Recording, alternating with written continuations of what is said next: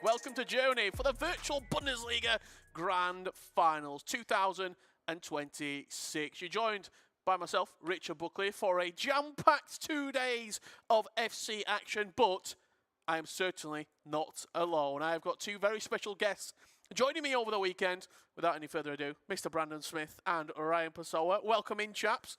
Took me by surprise, that. Didn't know we were coming in. Ryan Pessoa, it's an absolute pleasure to be once again with yourself in Germany. How are you feeling about the weekend action? Yeah, obviously we were here a couple of weeks ago and it was great entertainment with the club championships. I'm expecting more of the same. Obviously this time the format is slightly different, but yeah, I'm excited to get going. Another year, Brandon, of the VBL. I think this is the 14th year of the Virtual Bundesliga Grand Finals. We've got some previous champions in attendance. Maybe a couple will be joining us on commentary over the weekend. Big opportunity for some players to make their name in history this weekend. Absolutely, and more so, of course, this is the first in a while where there's no Anders Vergang in the competition, so it's really sort of wide open. Of course, the former champion of last year, Levy Finn, is there, and of course, as you said, all previous 13 winners are here with us in Hamburg. Think back through the list, chat. Of course, we can see you as well. We're getting you involved in the conversation. Can you think of someone who's won the Virtual Bundesliga before? Because as you said, Rich, 13 names have done it before. Absolutely. Well, let's bring you up to date with what is coming up on today's show. This is the matches that will be coming your way. Some unbelievable games of FC. My eyes cast straight to the bottom. Nasada versus Ummet. We've got Furky Plays versus Berkey Lion. And all RB Leipzig affair, Ryan. Alihan Lion taking on Levy Finn. That's only round one. Yeah, the entertainment value there in those first set of games is huge. We'll give our predictions as the day progresses on with obviously the rounds as they come and go. I'm just excited to see how Alihan's going to perform because I felt like obviously he started the season, a lot of expectations, sort of not a newcomer, but someone that had a lot of expectation and ambition to do well. It hasn't gone to plan yet. Same with Levy Finn. So yeah, that's a very, very interesting game. We've also got some prize money on the line as well, Brandon. Talk us through what people will be winning this weekend, because it's not just the championship. There's some serious money on the line. Absolutely. What winner's going to get €40,000? It's a €100,000 prize pool. Again, this is only part of the season. As you said, we were here for the club championship not that long ago, which is a separate tournament. No real involvement, or I guess you could say impact on the FC Pro ecosystem. But this is a tournament that does have a Richard, because obviously the winner and the runner-up will go to the World Championships. That's the biggest tournament of the season. And there's also 4 tickets to the E-Champions League, which we have to talk about, because for some players, their season will continue after this weekend. Yeah, absolutely will. It's going to be a fun stream over the next couple of days. We'll be interacting with you at home. We'll be building our Bundesliga team of the season, which you can do as well. The vote is still live. We'll be building our own ultimate team as well. We've got the capability to do that. We've got the controller, so the best players over the weekend's action, we'll put them in a team, and we're wanting your help as well. You mentioned that E-Champions League. Yeah. Let's have a look at it, of course. The E-Champions League is coming up. You can be there as well. Secure your tickets now. This is where the road ends. The best in Europe for one final showdown. It's the Hung Expo Hall H in Budapest, 27th of May, 2026. Scan that QR code and don't miss the E-Champions League final live. I can't wait. Hopefully I'll be there as well, bringing all the action to you. Ryan, just a thought there on obviously the tournament that's coming up.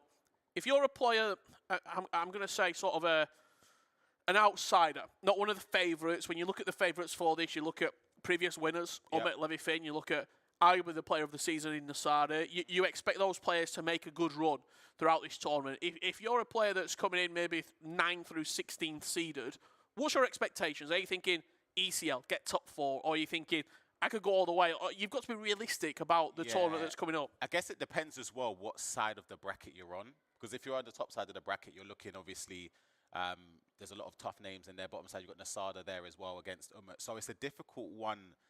Again, it's situational, but I still feel like you kind of have your eyes on that E-Champions League and then see what happens after that. And saying that, Rich, you say about the fact of the seeding, and so on paper, the champion Levy Finn's one of the lowest seeds in the competition based off the Swiss format, because obviously Alihan Lion went 4-0.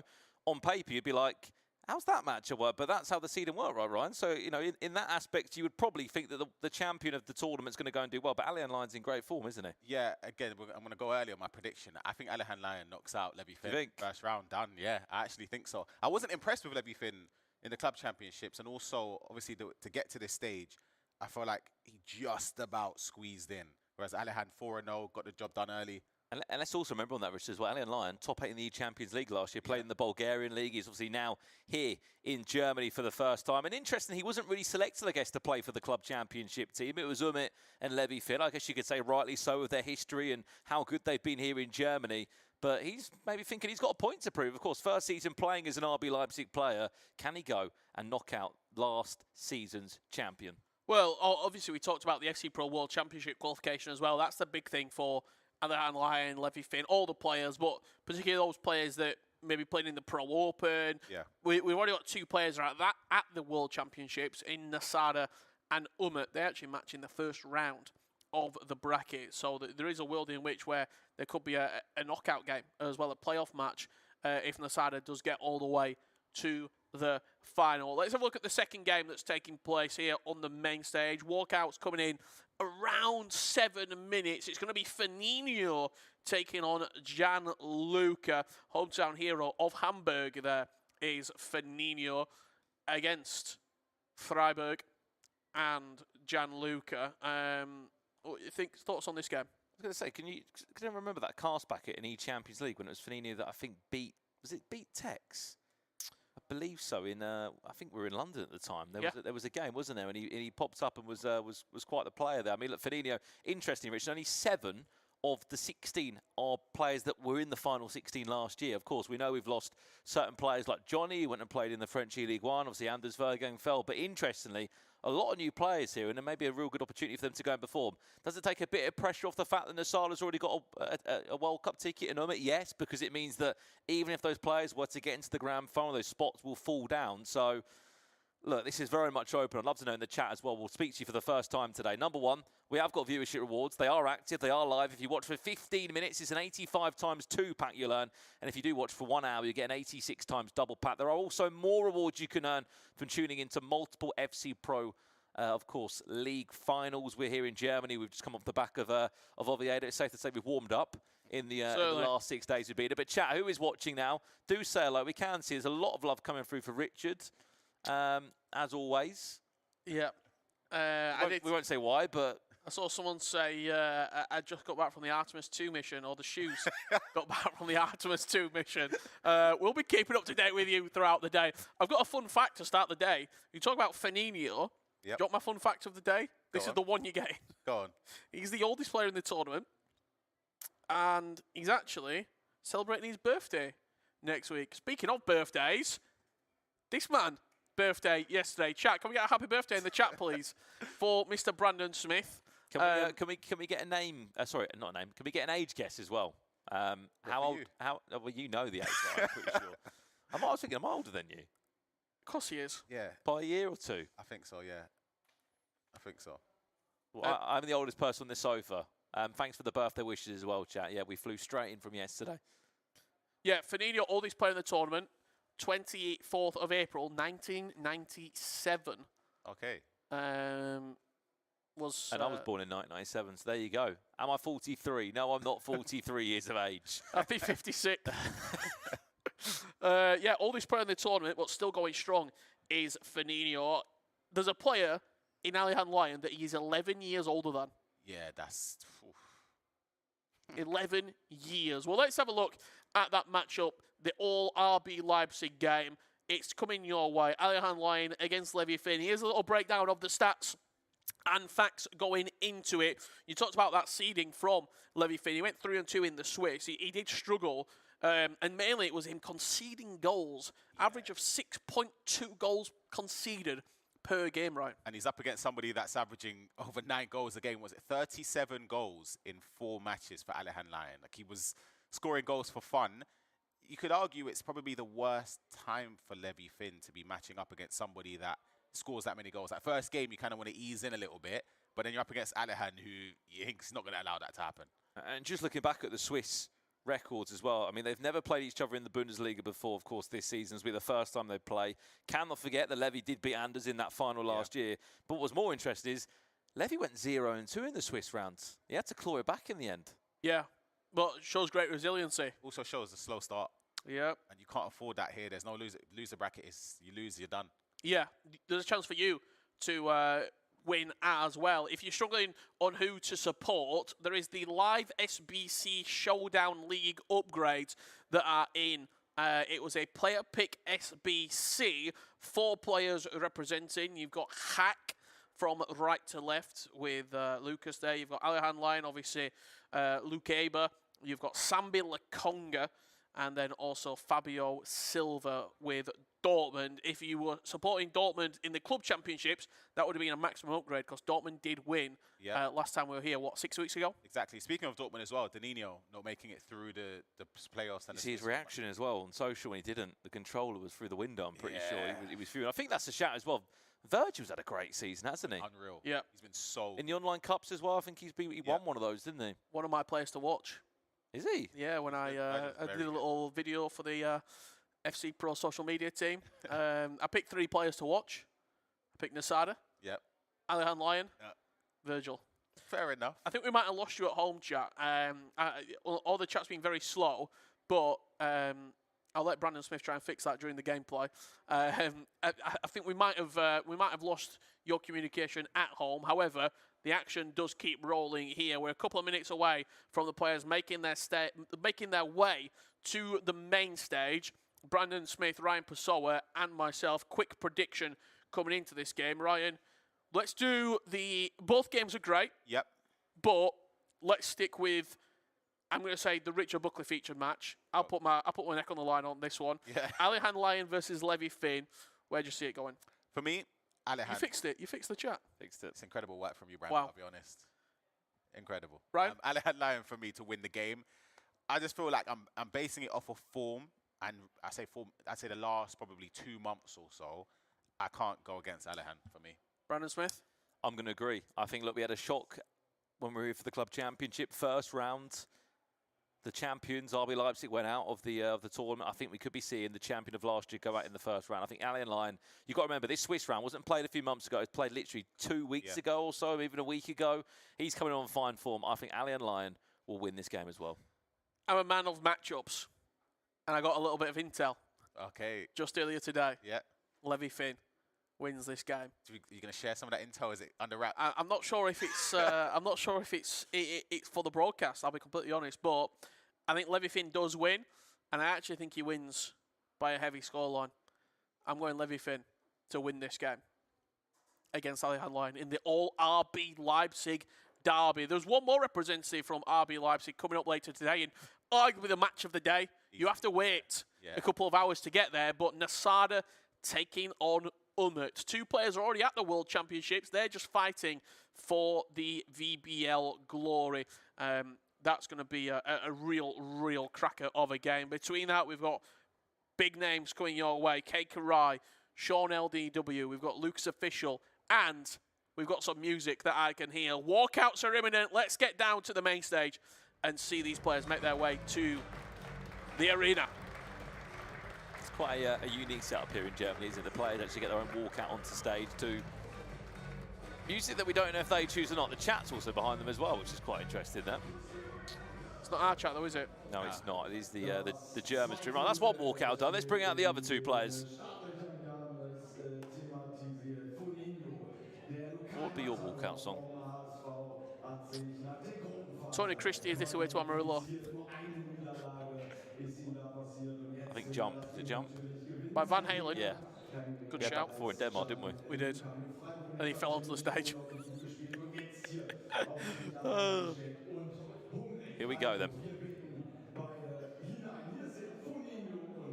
Fanino and Gianluca making their way out for our first round around of 16 games.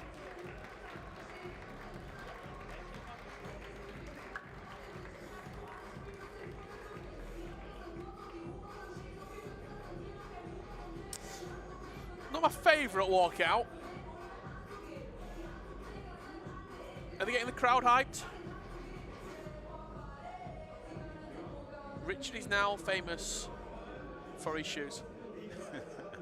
Let's welcome you back into the studio as we get this game very close to being underway. Let's give you a little look at one of the squads that we could be featuring in this matchup. It's the team of Gianluca representing Freiburg. Here are the team we can show you now. Just before we get kicked off, Ryan Pessoa, I want to come to you and ask, maybe from the club championships to now, we've had a couple more promos, a couple more players in the team. Yep. Who should we be looking out for here? I'd say there's a couple players, obviously with the restrictions, maximum of 2 players per club.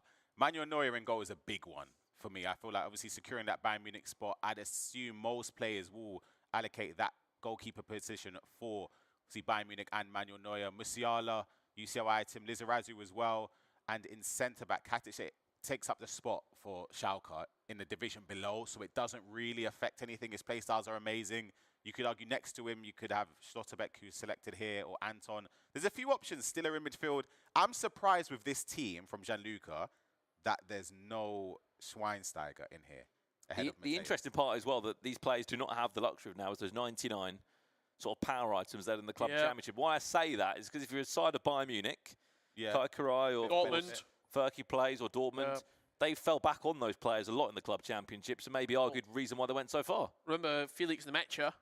We heard from him as well, didn't we? Yeah. What a player he was. He was arguably one of the driving forces for that Dortmund side.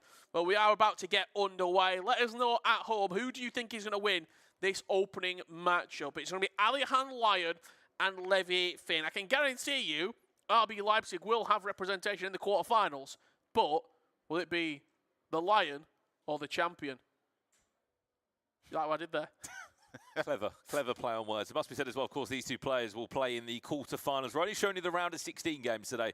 Tomorrow we come back for the quarterfinals, and if you win just one game, Champions League done, you win again. You go to the World Championships before a final is even played. Seen some predictions as well. James Rodriguez saying both Alihan and Firmino to get through. Well, Tony says Levy. Mayhem saying Levy as well. We got a lot of GGs, as you expect.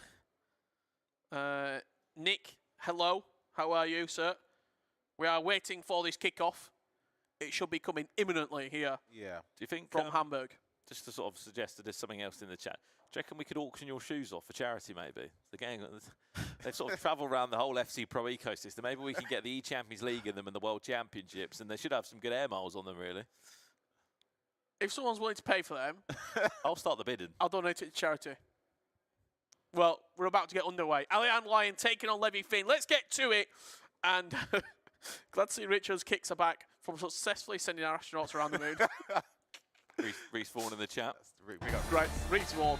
I tell you what. As well, American Jeff. Actually dropped me a follow yesterday on TikTok. Did he? Yeah, I dropped him a follow. I was going to say, don't drop it the other way around. He's uploaded the video for about a year. I got an instant follow back. Here we go, underway. Alihan Lion taking on Levy Finn. Alihan from left to right in that black Leipzig strip, and in the white and red will be your reigning defending champion, Levy Finn.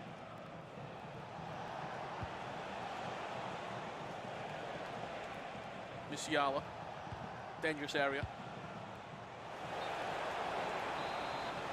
It's very kind from Reese Vaughan.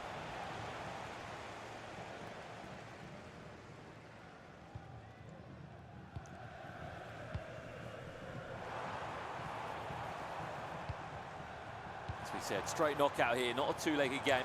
One and done as Dennis Undav will be getting a lot of game time by the looks of it, leading the line. I think just the play styles he has as well is so well-rounded. Just a link-up play as well. Musiala is so good on this game too.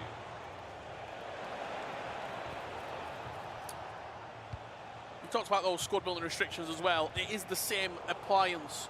Obviously, we have to remind you, 2 players per club in the restrictions. So players like Harry Kane, maybe even Elise, maybe not going to feature. Dennis Undav into Becker to nearly get us started. To Chance, I feel like he should be doing a little bit better there, Rich. Am I being harsh? He gets the ball in the area. Obviously, I'd say defensively a bit poor in the sense that we allowed Adeyemi to take that much space, but He had a bit more time. We are playing on 9-minute halves. Best of one and done. But I agree with you, I think he should have scored there. Conrad Name is another one in the teams for the Bayern Munich options that people can go for. Can play left back, can play right back.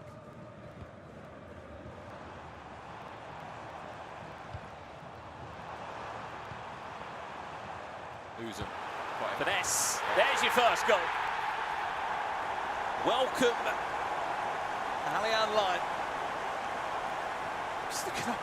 Do you not think that it just looks a bit too easy? Like it's very passive defensively from Levy. Once he gets into these areas, I feel like you're in trouble anyway. But before that part, you're allowing somebody to get to the box that simply. There's no real intricacies. It's just passing, triggering runs, taking space of R1. Yeah, it looks like it. I mean, that's too early chancing, what, the first 11 minutes? It could be 2. And maybe on another day it is 2. See if he can respond from the kickoff as well. It's nice. Hello, Musiala. Hello! The reverse elastico. That's the champion of this league at the moment, Levy Finn. And we're all square at 1-1 already. I mean, look, as much as we've been critical of how poor the start has been from Alihan, that is the first time that he's been in the box. Alihan had no chance of stopping that one. It's lovely. Reverse elastico. You don't really see it that often. You see years gone by, that was something that used to be chained in the box a lot. Good news as well, we have got a kick-off in our next game as well. This one's underway. Firmino against Gianluca. Of course, teammates with Nasada in the club championships. Both players representing Freiburg. Let's see if he can continue the momentum like his teammate has done in Gianluca. We'll come back to that if we hear any news or updates. Yeah, we can't see both games simultaneously here. We'll try and keep you up to date with all the goals as they go in. Speaking of which, we may have just missed one. There has just been an opening goal in this game, and it has gone the way of Hamburg. See the replay here. Driven into his feet. Near post from Musiala there, low driven.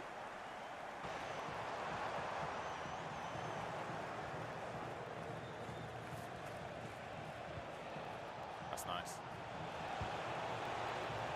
Buildup. Levy Finn again.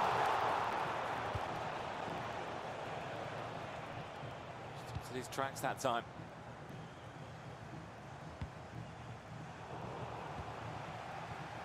First 10 minutes, Alihan looked like he was going to really take control of this, but after going 1-0 down, you've got to say Levy Finn's answered back very well, and also he's been the player on top here, Ryan. 100%. He's done really well to get a foothold in this game because, as you mentioned, those first 10 minutes or so was looking very, very long for him defensively. More so probably when you were at hashtag, when you have played against teammates. I don't really recall when you were at Man City, did you? No. But when you were at hashtag, you must have played against a teammate here or there. Played against Harry a few times. How is that? Oh, second, that's a goal. An easy finish again, just played across the box. For Alihan now to take the lead again against his teammate Levy. You know what it is? It's difficult because if you're spending so many times or so many games practicing against somebody, like before the tournament starts, you're playing every day against the same player, and then somehow you match them in a Swiss format or knockout stage. You second guess yourself. But then on the other hand, like for example, in practice games, I had good success against Harry, so I was kind of confident. So it kind of reflected it in the way I played. But then I remember I played Shori and I lost when in Premier League, even though I felt like I was similar to the same feeling when I played Harry. And it's like, it's a weird one because you kind of don't know what to expect. You kind of think your opponent, your teammate is going to change up the way they play just because of the familiarities and being unpredictable. We did joke about it, Levy Finn, when I spoke to him. He says, always my teammates. I'm always ending up facing up against my teammates. But that's sort of the problem when you're RB Leipzig. And you've got some of the best players in the scene. Of course, last season in the Virtual Bundesliga finals, it had to play against Anders. And then, as we said, the grand final was between Anders and Levy Finn. Schweinsteiger into Musiala, no extra pass there. And if you are wondering, where is Anders Vergang playing this season? He's playing in the Italian Serie A. RB Leipzig, it'd be a good week for them. Good 7 days, obviously, with Red Lack victorious last week at the EMLS. His back spot over here. guaranteed for the World Championship. Gianluca did get one back there. 1-1 now, the scoreline. Yeah, what result for Redlap there, as you said.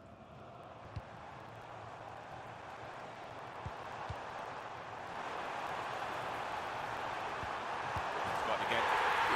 Simple pass across the face of goal.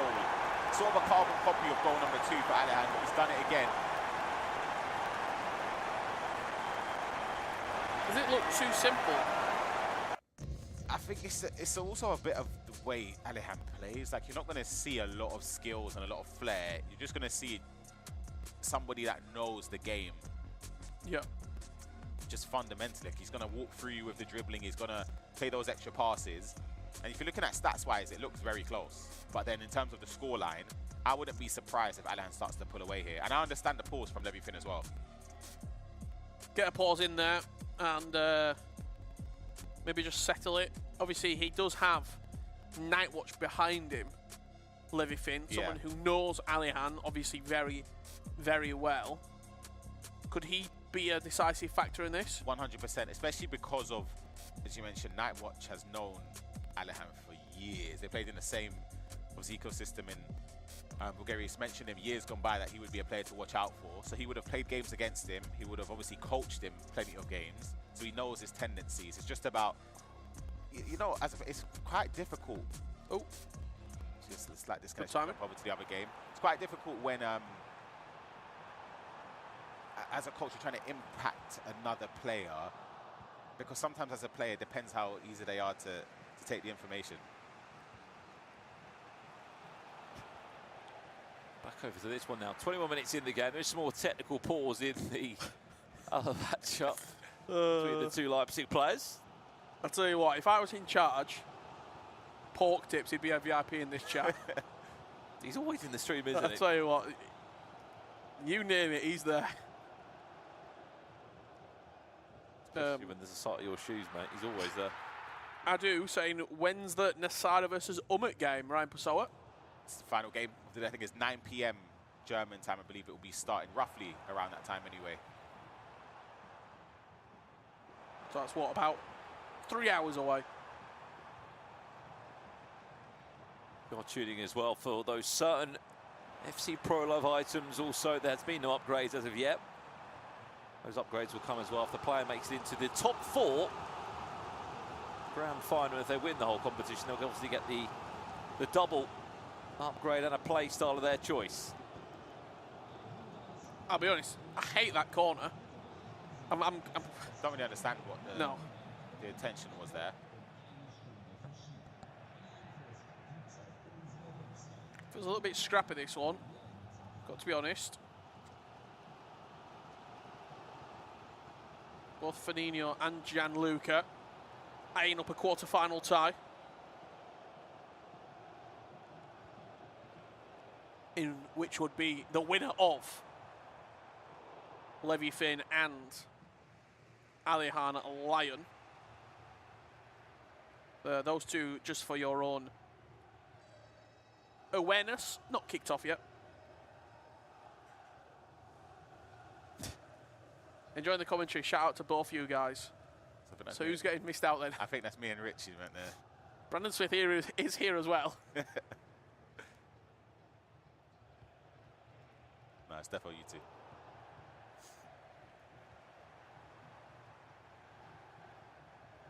Enjoyed Hamburg so far, Brandon? That one side looked a bit off, right? Yeah. Tell you what, if Danny Aarons was tuning, he'd be happy. Silas back in the sides, isn't he? He's got a promo that can feature the sides. Enjoying Hamburg. What? It's our second time in been. I have to say, it's one of those places that I 100% agree. I wouldn't have been sort of on the bucket list of places maybe to go on holiday. It's a chance to break away now for Gianluca. He's now 2-up. He's completely turned the game on its head. But I have to say, it's a fantastic city. And the venue that we're in is quite special. To explain it to the audience at home, imagine that you're in a sort of a big shopping centre with a top floor, sort of like a gaming shop slash esports arena, isn't it?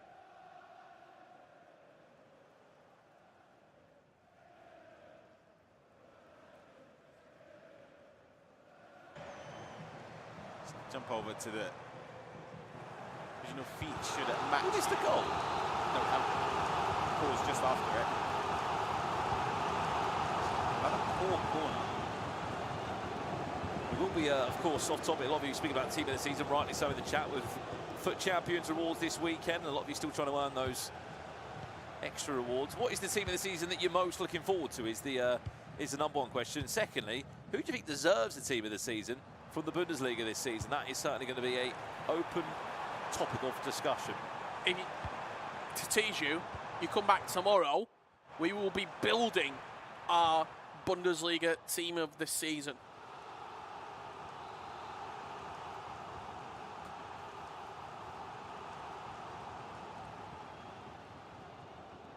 Has to be Undav and Kane as strikers. I'm going to say Bayern Munich are going to get quite a few team of the seasons, aren't they? Yeah, Elise. Not the maybe the season to remember for Borussia Dortmund in many ways, but you said there's a lot of players out there that have had strong seasons in, I guess, European football outside of the Bundesliga, such of course as Dennis Undav, and how good he's been. Potential chance of a cutback now. Speaking of Dennis Undav, and he's just 10 minutes away from half-time and looking like he's going to be going down trailing as it stands.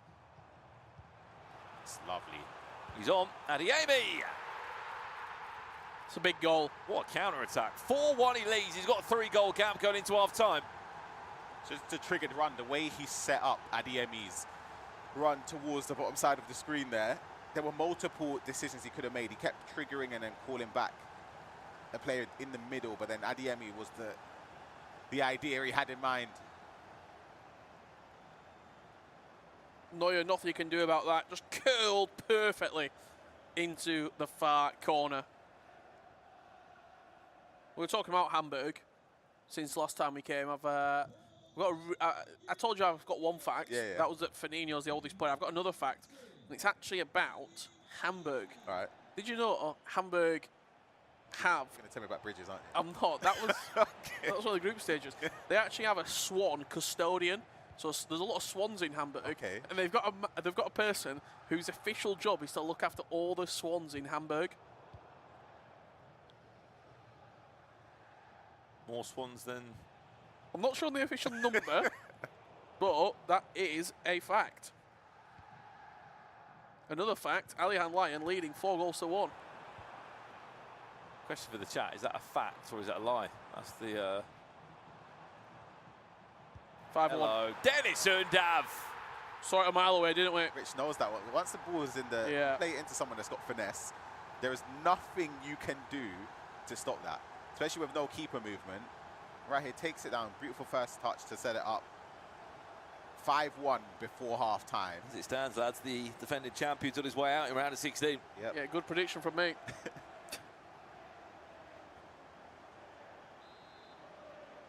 There's also been another goal quickly just to jump across to give you an update. 3-1 now. It's already been a great season for Freiburg with Nassar and how good he's been. With Gianluca going into half-time with a 3-1 lead. Just saw a comment there in the chat. He's struggling to close him down. Yeah. Do you want to expand on that at half-time here, Ryan? Obviously, we'll get a little bit of time here as we head over to the two games. Talk to me about that.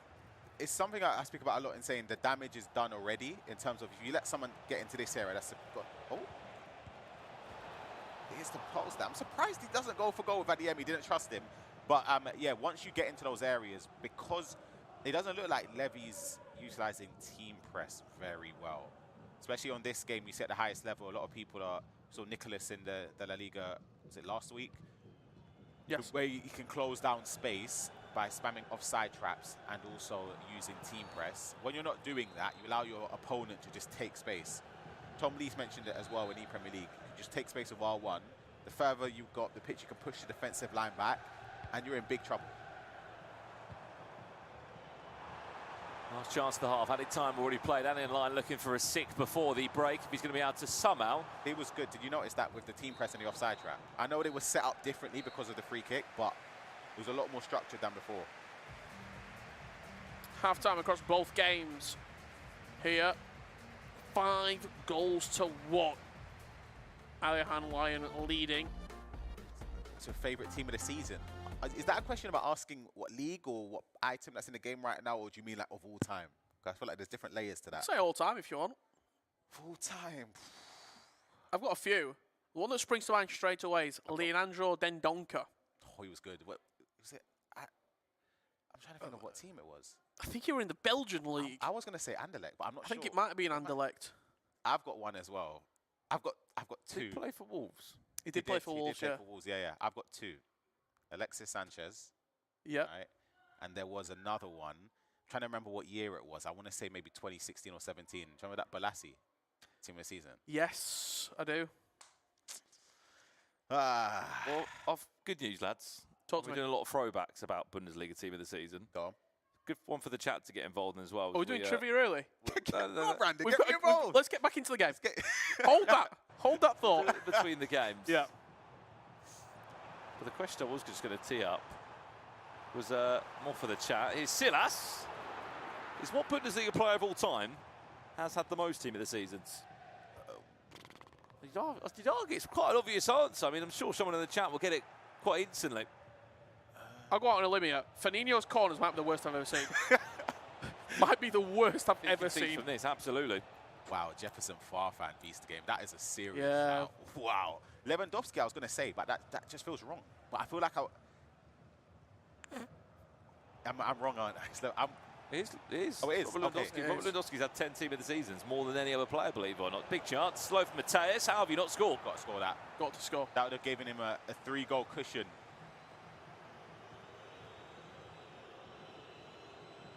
Good shouts in the chat though. Thomas Müller, Neuer. Joshua Kimmich.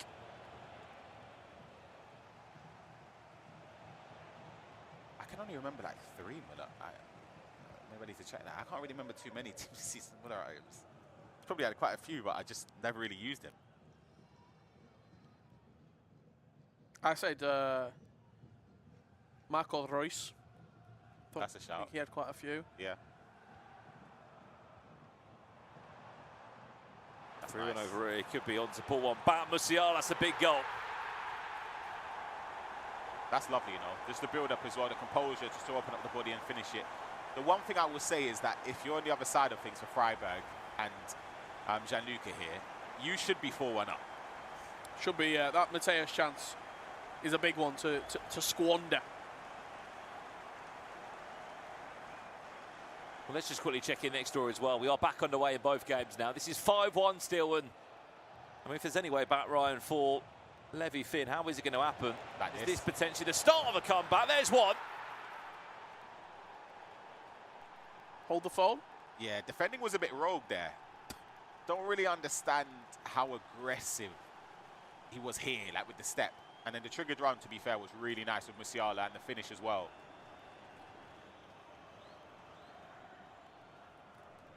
It's a lovely finish round the goalkeeper.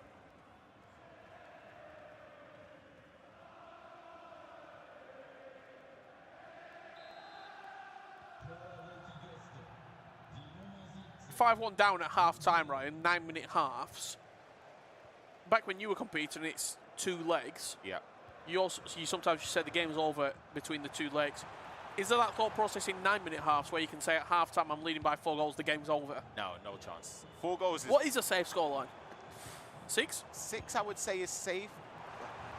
If you give away a 6-goal lead in 9-minute halves, you're doing something evidently wrong. Defending is a bit poor there, but it doesn't matter. Alihan takes advantage of that. Just a quick goal straight from the kickoff. It's just too good in the final third for him at the moment. He's a little bit loose defensively. Right here, press tackle. We see it, and then you're not anywhere near it. I think as well, selecting Adeyemi instead of a defender. I think it's Antoine instead. I think it's a big Just mistake. looking here, by the way, gents, he was the best scorer in the Swiss phase. Of course, out of 16 players that are in the Swiss phase, he went 4-0. And the results he had on the way through, beating the likes of Lucas, Kaikarai, Timok, Sean, LDW. And he conceded 13 goals as well. Great going forward, but also I think he was the second best defender in his side of the Swiss format. Is that a penalty? I think it could be. No. Might have been a foul. If it were a penalty, I don't think you can get a pause in beforehand. As it stands, it is going to be Gianluca against Alihan line tomorrow in our first locked-in quarter-final.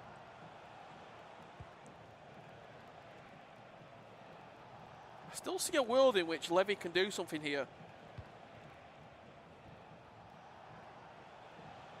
Maybe that's just my prediction talking. I like the defending in terms of the place. Oh, I don't like that.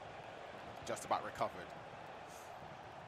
Was it too predictable to turn inwards there? The thing is, I don't mind it, but it's just when you're in the box there, you kind of want to have a little bit of unpredictability about it. But then sometimes you don't want to overcomplicate a simple chance. When you're in the box, try and just turn and shoot with the plays you have at your disposal. Scores again. I think he puts the game to bed. It'll be too big of a gap there at least. Might be 9-minute halves, but 5 goals needed.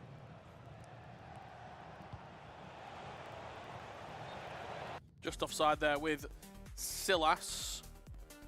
Let's jump back across then, check over. Obviously not a penalty, but led to a team management and a little bit of a pause there. Still 4 goals to it. Looks like the only player, of course, representing the home city that we're in of Hamburg is Fernino, and unfortunately he might be on his way out.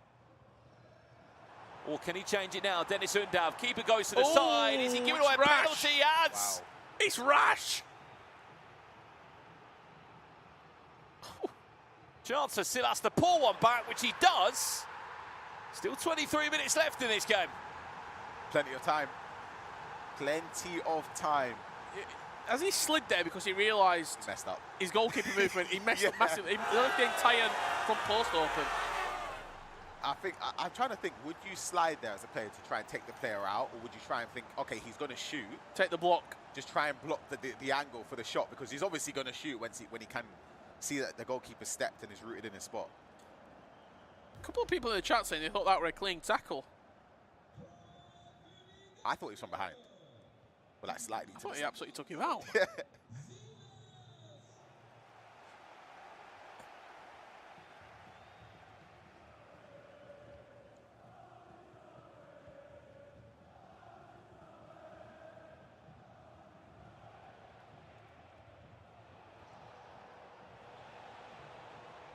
Actually, both these games neck and neck at the moment. Right, we'll quickly check back in here, then we'll jump back over. Looks like Levy Finn, unfortunately, he's going to be crashing out the tournament early doors by the looks of it. Mr. Dory says it's a clean tackle, 100%.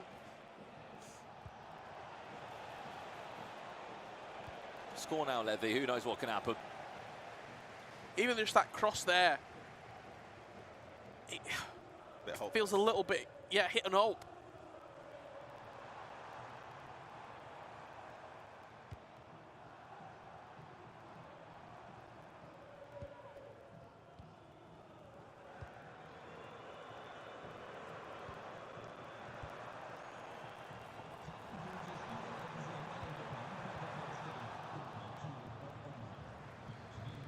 Hang on a second, hang on a second. Things are happening. Up to over here, a 2-goal cushion is completely gone away. Wow.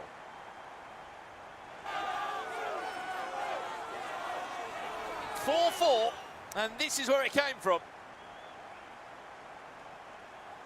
Has he chipped that? That's beautiful. I think he's dinked the goalkeeper there, hasn't he? 4-4, they're in a pause right now. We'll jump back over here. It's a lovely finish. And a pause. Great timing, Brandon Swift. You are joining us live from Hamburg. It's the Virtual Bundesliga Grand Finals.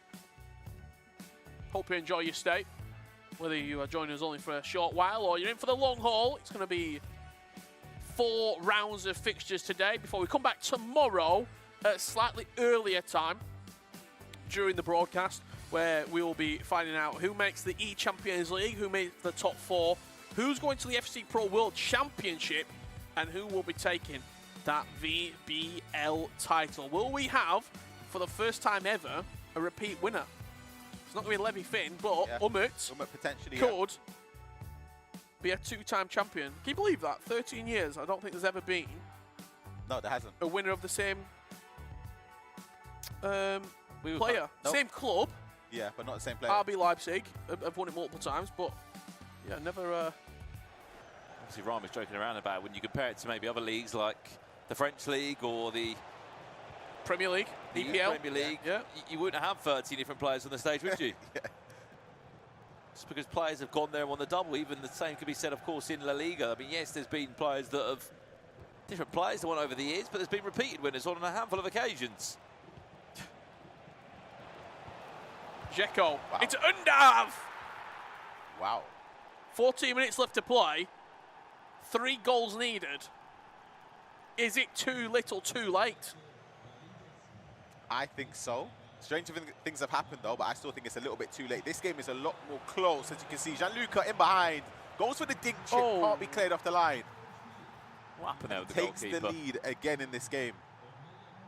It's a lovely dink again, I've got to say. Beautiful. The chip shot, a shooting mechanic that you don't really see a lot. I find it surprising, though. I actually think it's very effective this year. It was effective last year as well. Chip shot plus? I don't think you need it. No, I don't think so either. All that hard work that Hamburg have done have been waved away. As it stands, Freiburg winning that.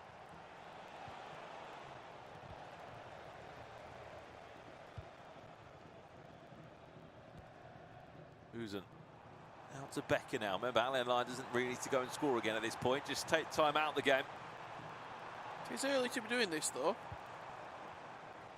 I still think there's an opportunity there to score more goals. And absolutely kill the game.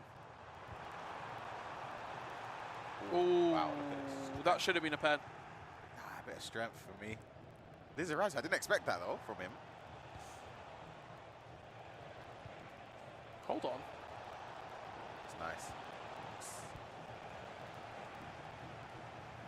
As it stands, it's safe to say that Levy Finn will not be in a rush to come back and play his EFC in Hamburg because he's not won a game here. Club Championship eliminated straight away. Yeah, it's been a rough season for Levy Finn. Ryan's getting caught out in the chat.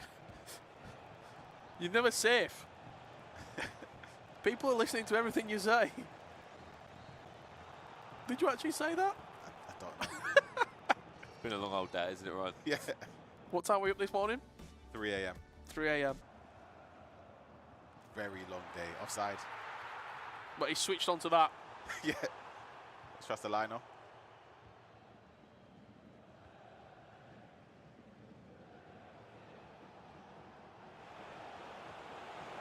Chance, Adiemi, away, shoots, what a save from Neuer. Big left paw to send it out for a corner kick.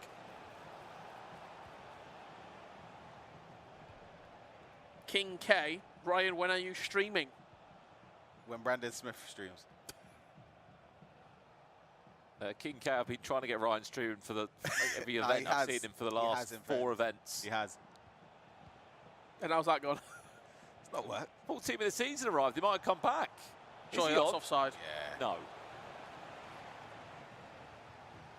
Not rating these corners. I absolutely agree with you. I think it's been a waste on multiple occasions. Final 7 minutes now. Is this the end of the road and the end of potentially his FC season? Remember, if you don't play well here, you're not in the E-Champions League. There's Dennis Undav.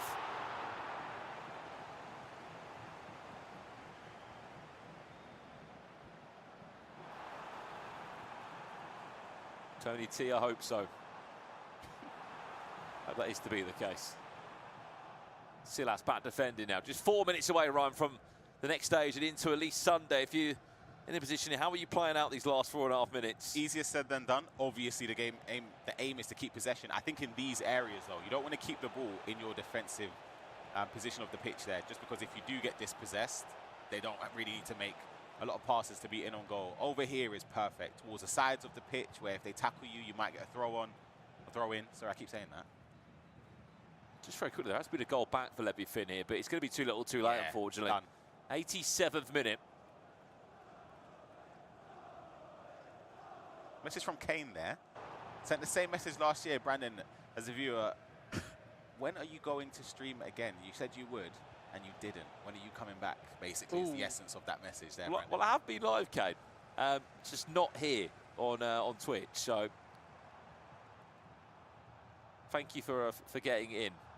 And look, I do go live occasionally, but when I do, it's not normally live on Twitch. So put that with what you will. Hello. Oh, what a wow, tackle. that What a is tackle. an unbelievable tackle there. What? Time of 3 minutes. That could have been the equaliser, by the way. Oh, my goodness.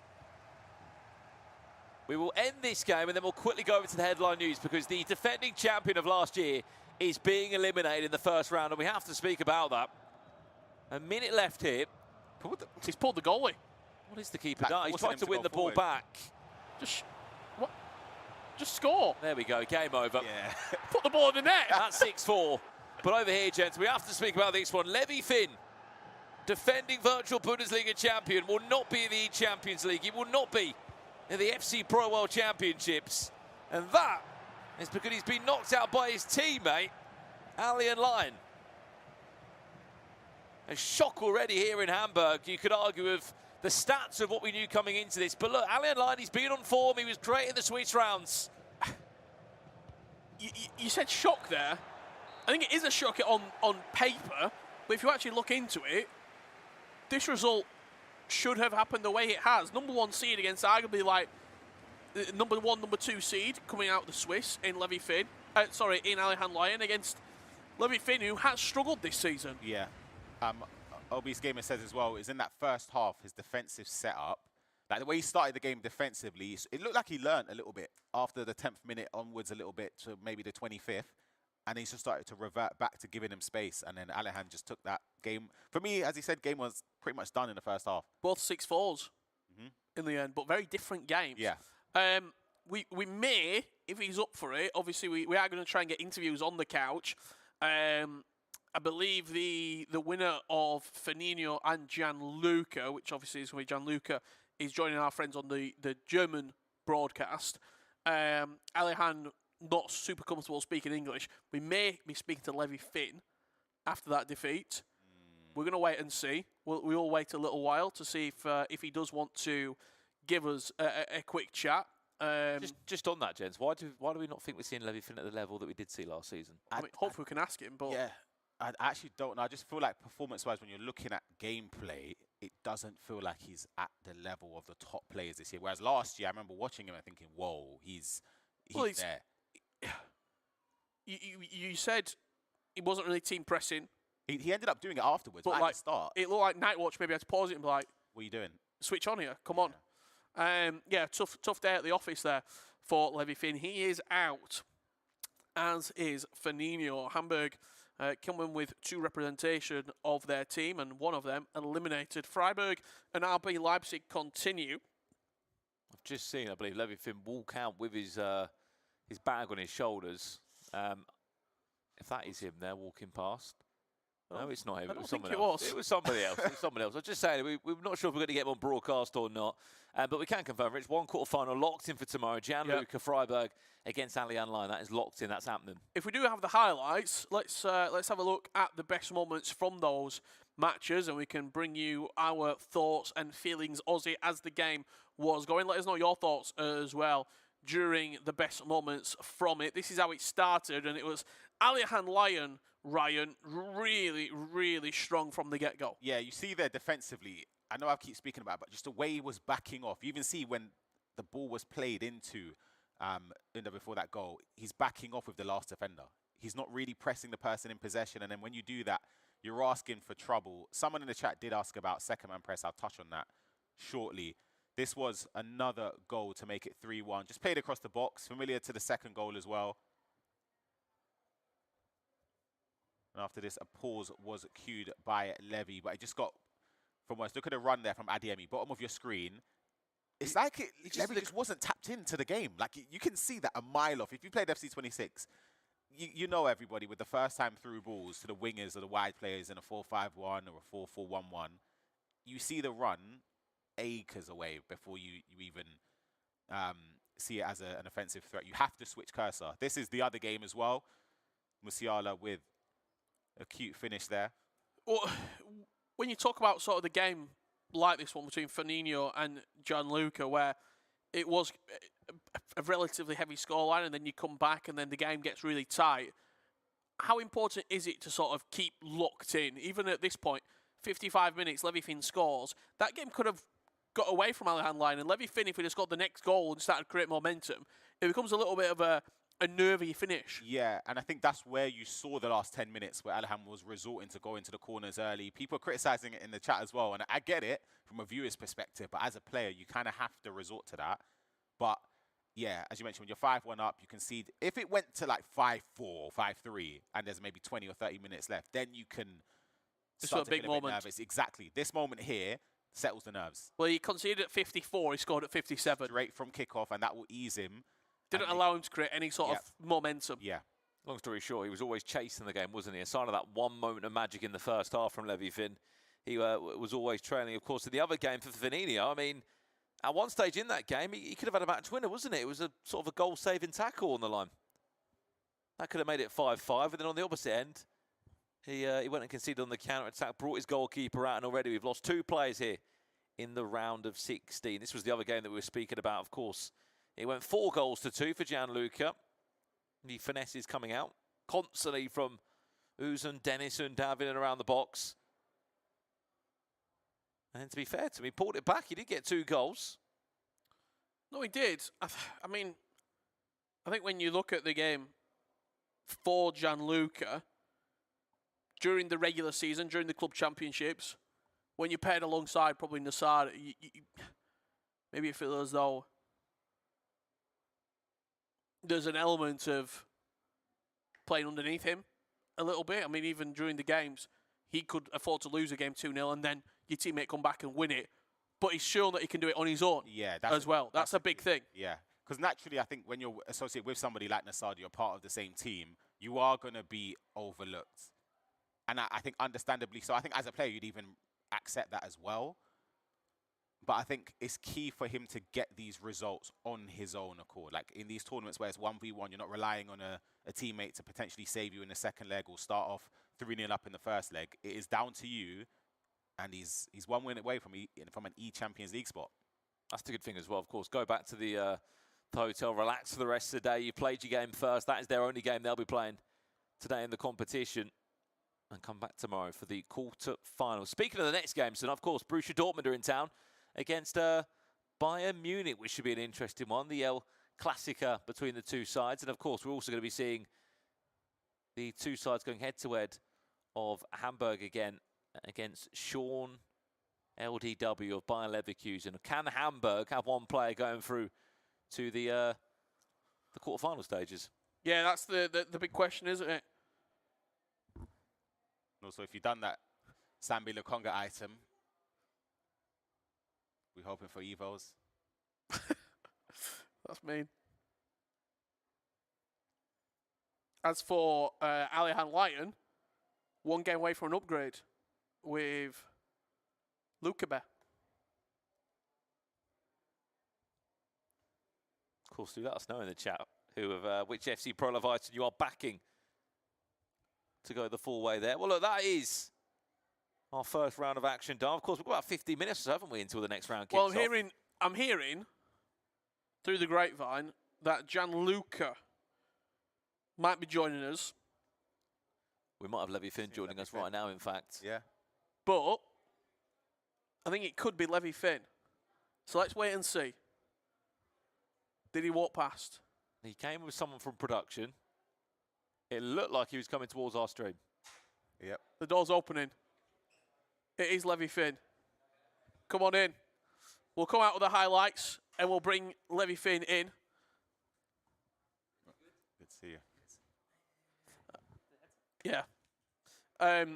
Let's bring it back to the studio as we are joined with Levy Finn. First things first. Commiserations to obviously have lost that game there. How did you, now you reflect on the game, how do you see that game as a whole?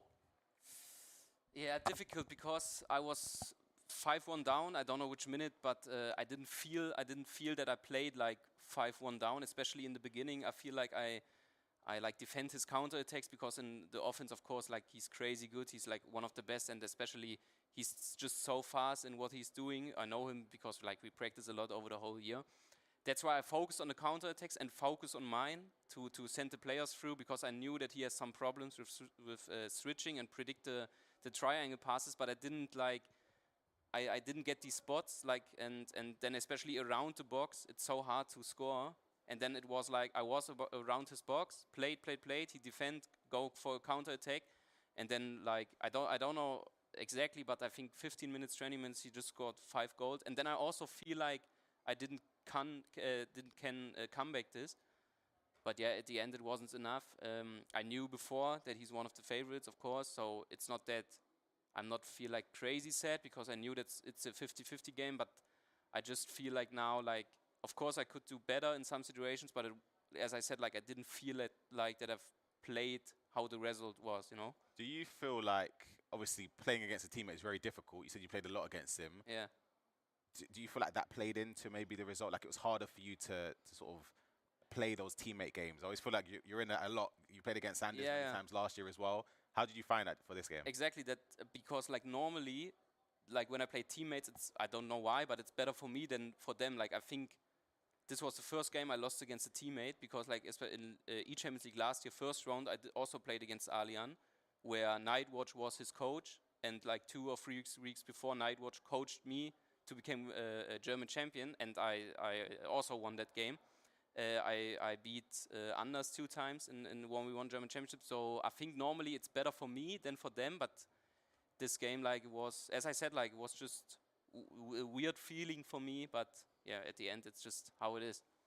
Well, firstly, thank you for joining us on the sofa after a loss. I can't imagine it's the easy thing to do. Looking back on it, are you a bit critical on maybe on the qualification here? If you maybe won one more game, or you maybe had a slightly better record, your bracket would not have been like that? Sorry to interrupt you. That's also important to say, like, of course, I cannot complain about the matchmaking, because, as you said, I went 0-2. Yeah. So I didn't deserve, like, an easier player, you know what I mean? So there's nothing complain that I play him in a round of 16. Like, that's just, I would just want to say, like. And what happens now for you? Obviously, there's, in some ways, potentially the end of the season to a degree. Yeah. I mean, obviously, it's very raw at this moment in time, but how does the rest of this FC26 season look for you? Like, from now, I'm going to Dublin on Monday and doing a trip with my friends. So I take a rest, yeah, from EAFC, and then of course, like, from now I wish Alihan and Umut, of course, the best of luck. But I knew if Virgil gets his World Cup spot, I'm like getting my play-in spot. Yeah. Exactly. Okay. And also, it's also the same for Samu Gamer and Kachia in E-Serie A, I think. So, of course, like, I wish them also the best of luck to get my play-in spot, and then the season's not officially over. But yeah, that's how it looks like for the next time. Well, you got lots of people in the chat, obviously, saying they like how you're speaking, and they respect you a lot. Yeah. Enjoy Dublin on Monday. Obviously, I think I've got to ask you one more question. It feels quite self-explanatory, but who do you want to see lift your title? It's still your title. Yeah, it's still for 24, 36 more hours. Who do you want to see victorious here over the weekend? Like, I want to see Umut, like, as a first, I want to like him, and after him, Nasada. Okay. Like, because I just think he's one of the best this whole season, the whole season so far, and also, which is, like, for me important, he's a really nice guy. So yeah. Well, I think we see at ELIP. Yes. I will be there. Hopefully so. Yeah, Hopefully so. Thank you for joining us. Bye guys. Bye. Absolute Enjoy pleasure. Dublin. Enjoy Dublin. Yes. Enjoy it. Thank you guys. See you. See you later, Levy. There is Levy Finn, obviously a top competitor, and I would say an even nicer lad. Yeah, great. Great to show that he's obviously coming on the sofa as well after a defeat. We've got some good games coming your way. We've got Bayern Munich versus Dortmund, and another Hamburg representation on the main stage taking on Sean LDW. Plenty more coming up after this very short break. Don't go anywhere.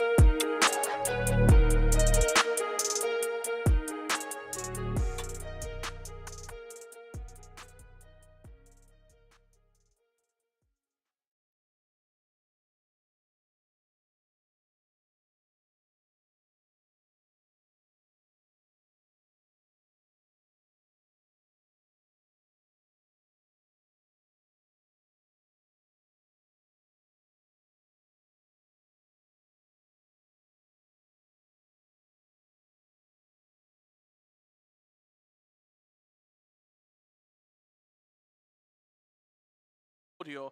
So we will get that fixed very soon. Ryan Pessoa can do some sign language, though, Yeah, right.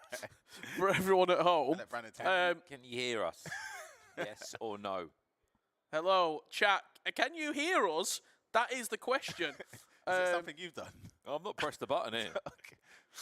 Oh, wait, if They've it's- got there us. we go. They've Right. got us. Oh. Just wanted. Welcome back to the Virtual Bundesliga Grand Finals. Megabit is with us. Ryan Pessoa, Megabit on the sofa with us. Do you know what, Megabit? You might not even know this, right? Anytime Rich or Brandon ask me, who's like the best player you played against?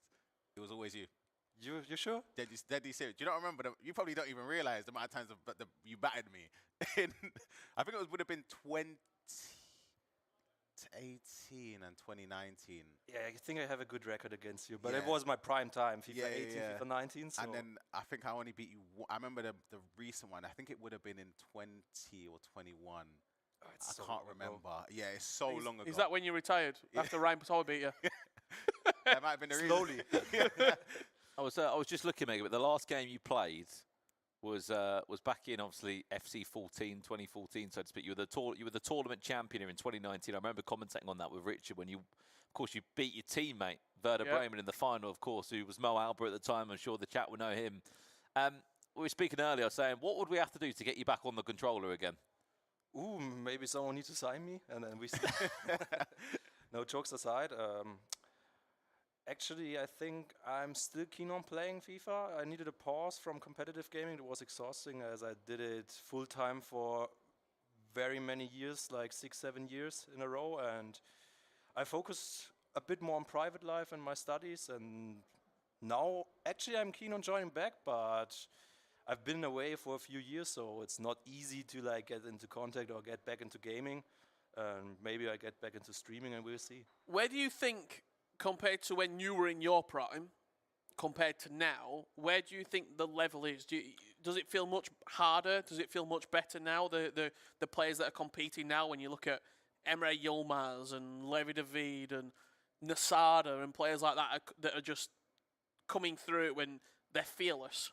It's difficult to say, but I would say the development of the player still goes on, and the level you have on the highest level is getting higher and higher.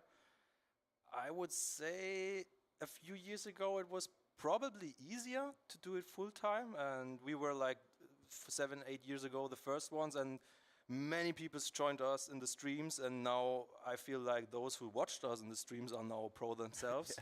And it's really fast. I mean, back in FIFA 19, I know I was like 20 years old and I was still like the oldest guy in the top 5. And now you have the same thing. Every year there's a new 16-year-old guy who probably demolishes the scene.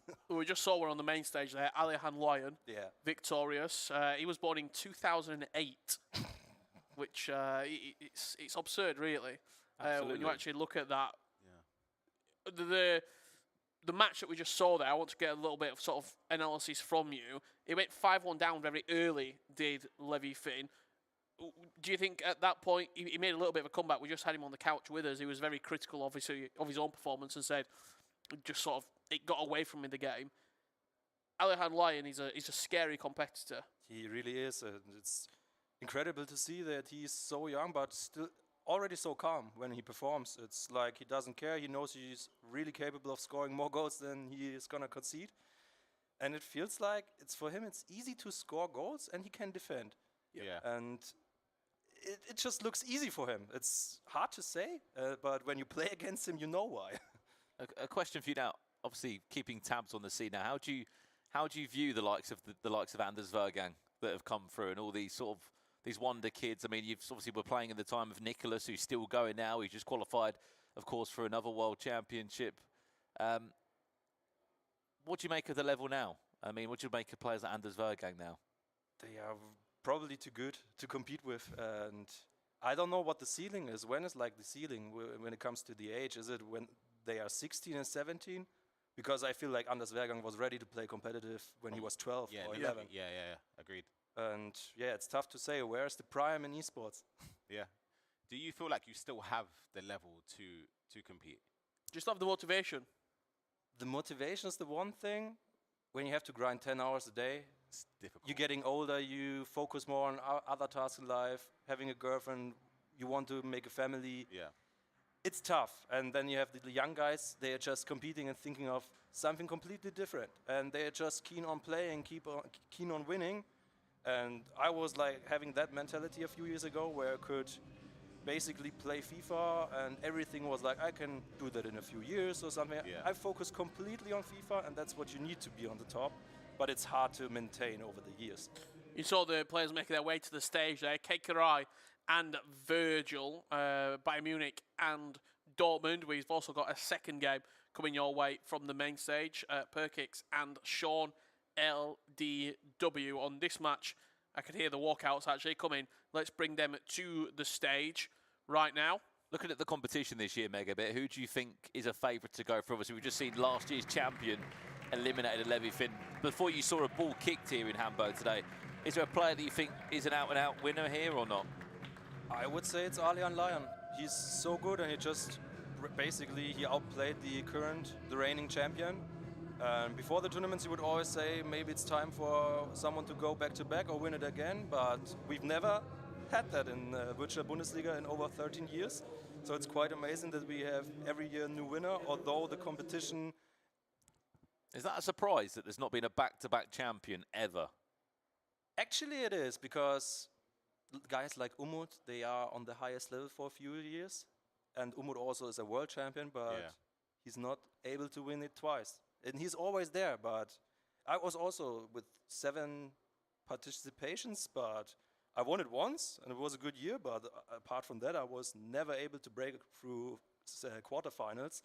So we have such a high competition in Germany, and it's so tough, and you have a few matchups. You have to go for a run, and it's maybe once in a lifetime. Do you know the thing that I think shows the level of the VBL? And this is, for me, the biggest sort of, the biggest factor when you actually, people say, what's the hardest league to go to? Yeah. Nearly all the other leagues, someone's walked into that league that's not from that nation and won the league. Yeah. E-Premier League, Bonanno, Nicholas going into the FC Pro La Liga. You look at the E-Serie A this season, Anders Vergang looks like he's probably the favourite to go on and win it. The VBL, it's always been either a German player or a team that's been signed by a German organisation or a football club. Nobody's looked at it and gone, you know what? I think I might go there and try and get my FC Pro World Championship spot. Yeah. I think that, to me, shows the level of the German players. Yeah. I also think on top of that, Rich, as well, when you were playing Megabit, there wasn't players really from outside of Germany really coming into play in your league. Now it's the norm, isn't it? You kind of have discussions with where's my best chance of getting a Champions League spot. That must really make the competition more difficult, no? Yeah, for sure. I mean, it's not just based from Germany, but all around the world. Last year we had Anders Vergang, the best player in the world, and he joined the competition, and he nearly won. It's like you not got to be the best Germans, but also best players in the world. It's really tough. And now you have Alihan. Yep. He might be a champion tomorrow. But now let's take a look at all the other matchups. Absolutely, yeah. The game for me that we're going to be focusing on, Dortmund against Bayern Munich. Virgil and Kekerai. You look back to just the club championship finals. Rematch. Yeah, absolutely. It was Borussia Dortmund coming out victorious on that occasion. Can Kekerai get some revenge for Bayern Munich? Or will Virgil, one of the only players to come from outside of Germany, coming into this competition, pick up another victory against Bayern Munich?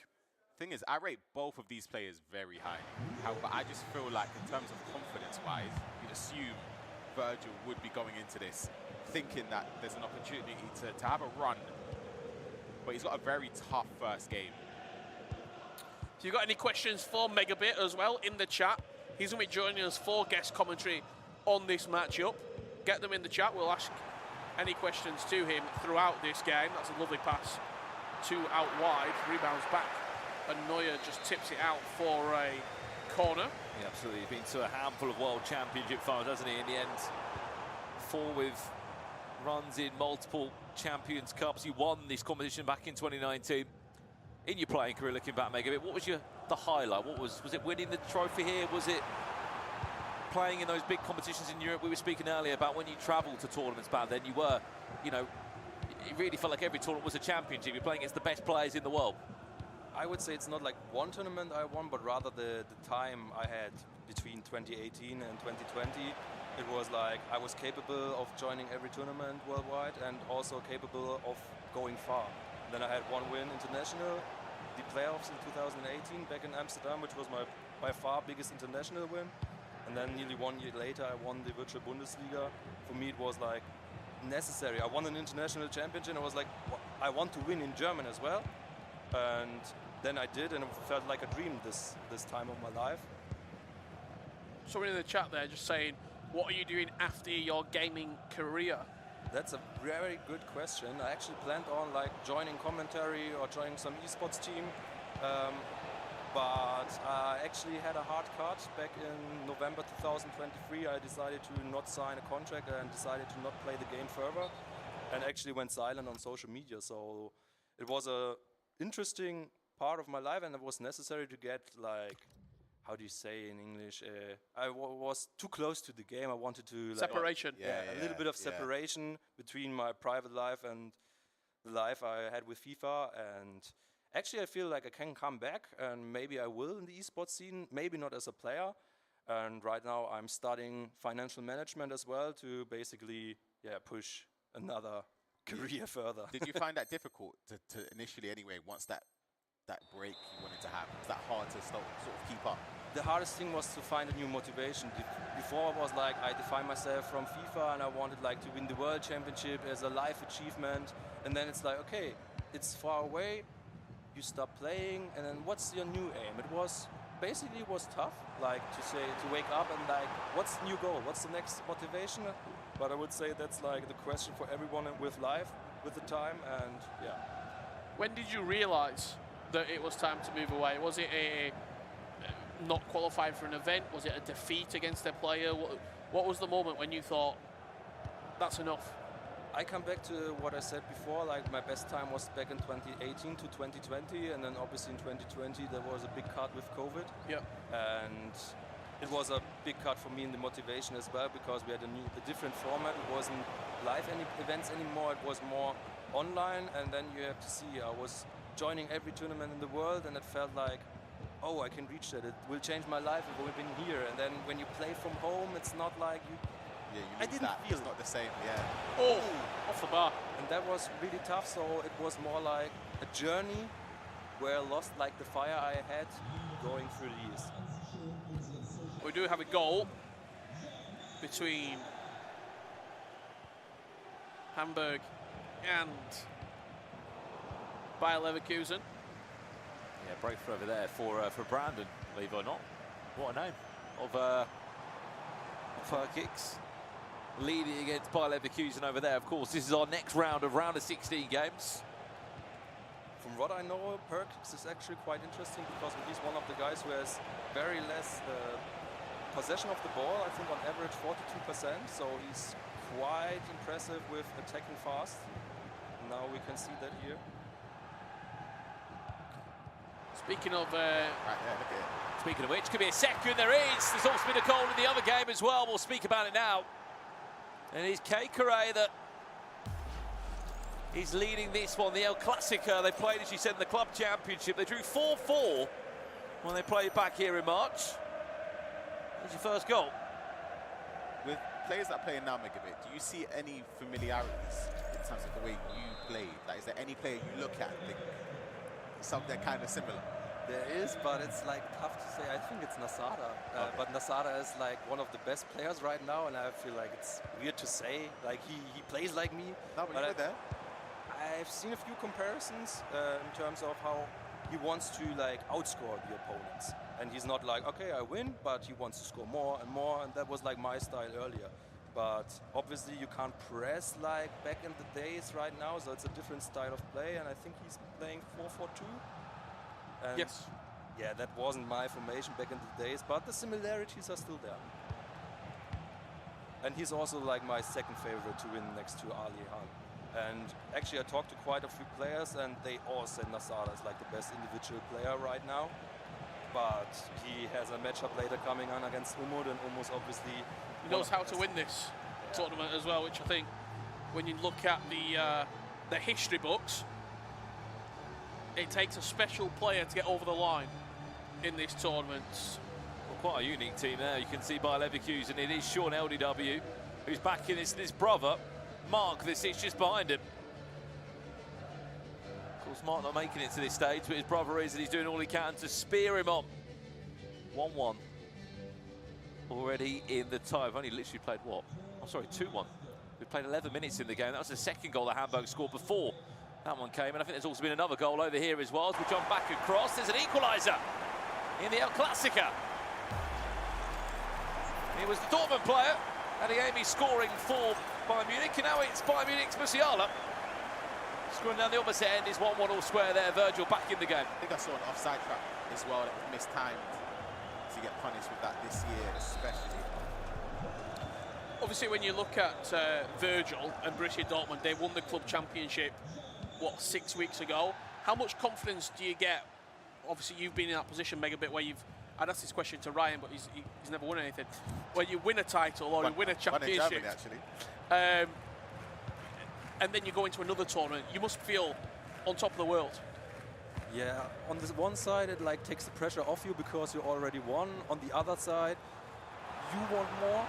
You expect more of yourself, and obviously others expect more of yourself. So it's kind of, what's your type? Do you like the pressure? Do you like competing again and again? But I would say for Virgil, it's like having a dream. He's young, he already won, and now he's having the chance to prove himself again, and it will push him. So he has nothing to lose. He's young, he can go on next year. He has won something this year, and it should be more like a confidence push. It is, we are obviously listening to Megabit and the 2017 FIWC Day 3 qualifier, Ryan Pessoa. Or XL Stacks, as he was known back then, of course. Correct. Believe it or not, Ryan, we actually commentated. That was one of our first tournaments that we commentated on. I think it was. You had a really tough group, if you look back on it. Yes, a couple. All I remember was we were in Munich and it was the Bullock is in London. Eve Bullock. Wow, what a time. Did you play in one of those days, or were you? Yeah, I played when Cody the finisher. Oh, okay. I lost against him in the final. Did he hold 83% possession? And the funny thing is, for me, this was the tournament where I thought like I could go full-time pro because I lost to Cody and he went on to finish second, right? And he lost only to Gorilla, who went world champion, and those were my two training partners. And I had like a way better win-to-lose ratio against. Then I was like, okay, they are playing for the world championship, and I'm not even there. 3-1, I think, over it. No, it's 2-2. What? No, sorry. 3-1. 3-1. Did you ever play against Janos? Janos, the Colombian. Correct. Yes. That's a throwback and a half, What a isn't great, it? honestly. He loved the ball as well. Oh, yeah. We all loved him. James Rodriguez asking, what was your favorite year gameplay-wise? Tough question again. I would say FIFA 16 and FIFA 18. Many say like FIFA 19 was very good, but it was so buggy. Yeah, it had a big skill gap. It had a big skill gap, exactly. Like Tex could demolish everyone this year. Although the parts where he decided to win, like first time shots, first time finesse, it was not the way to go, but there was a gap, a big gap. What would the score be if Prime Megabit played Prime Anders Vergang? Chance. 7-4 for Anders Vergang. He was so good offensively, no way to stop. Seen a technical foul there in the middle of the pitch. Corner to be whipped in here by Virgil. Floated into the back post. That's the corner I like to see. Headed down. Klosterman with a good interception. Could there be a counter on here? He's isolated with Undav. 3-1 in the other game. This one, of course, approaching half-time as Bayern Munich are on the hunt for a goal to take them into the halfway point. Who do you think is the most important player in the team, Megabit, with these builders? Of course, no budget on them, but there are certain restrictions of players per club and the icons and the heroes that you can use. I mean, I think you see Musiala and Uzun in nearly every team. And then I always thought like a midfielder is very, very important, but I would go for Schweinsteiger. I loved him, but he's not in every team. He's like, it's either Matthäus or Schweinsteiger, so I would say Can, Uzun and Musiala. As we approach half-time, Megabit, I want to ask you, obviously, the VBL celebrating its 14th year this year. There was a ceremony at the start of the stream. We didn't see it on our broadcast, but the German broadcast, where it brought back all the previous 13 winners of this tournament. What's it mean to you to be in that category of champions of this tournament, which a lot of people say is the most illustrious competitive tournament we have? It's such a big honor because you get to see, okay, I'm a champion, and it was like 7 years ago, but the thing that you became a champion is for a lifetime. And to see like the Virtual Bundesliga pushing it and also recognizing all the champions, and the history of the Virtual Bundesliga. It's very nice, and like I'm not part right now, but I always feel like I'm part of it, and it's a dream. And I think compared to any other pro league out there, this is the longest standing league we've seen as well. Of course, we were in Spain last week. That's just sort of rounding out its 9th season there. Premier League the same as well. This is one of the real, I think, early starters, and I think they've done a great job in just a brilliant turn. A little bit of skill there from Dennis Undav. 4-1 he leads, and I tell you what, he's in some serious form out there, isn't he? It's a lovely goal. That's great. I wonder if he wanted it to the side. I think he did, but either way, that looked incredible. Yeah, wow. As I was saying, though, do you think, Megabit, do you think Germany have done a great job of developing talent? Because there was that time as well, 2018 when you were there, Mo Alba, 2019, 2020. Every year we came back, even Eisvogel in the conversation, there was always more German players. And do you think the VBL did a great job in that, of just bringing a few new names? I mean, we had them before, like in FIFA 18, I think like there were the most Germans also in international tournaments. I mean, you go to the World Cups back then, 32 players, 8 plus. It's crazy. Quarter of the pack were at least from Germany, weren't they? But I feel like it was a push in development when they introduced the club championship. It also like pushes the consistency and the basis on how many games you play competitive. And you see that with many young talents, like a few years ago they were still young, but they were able to get some experience in those leagues, and a few years later they are able to dominate. Chance to break away, important goal back now. Uzun can't get the shot away, he's offside, it wouldn't matter anyway. Also, for example, Sean Landwehr, I know his brother Mark, and he was like the better player a few years ago, and his younger brother is now the better player and also joining, and he grew from the experience, I guess.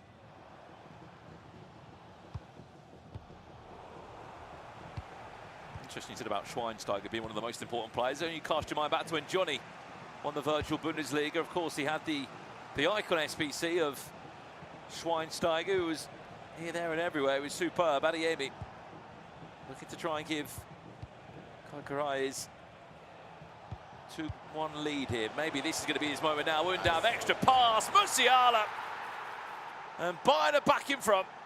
That's lovely. Just the extra pass there. You could see the space opening up in the box.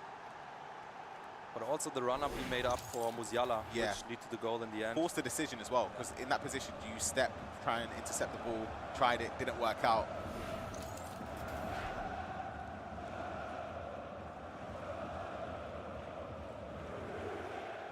Lovely goal for Kaikarai and Bayern Munich. I think he might actually, just looking at the team there from Kaikarai and trying to look at the formation, it looked like he started in a back 5, but I don't think he did.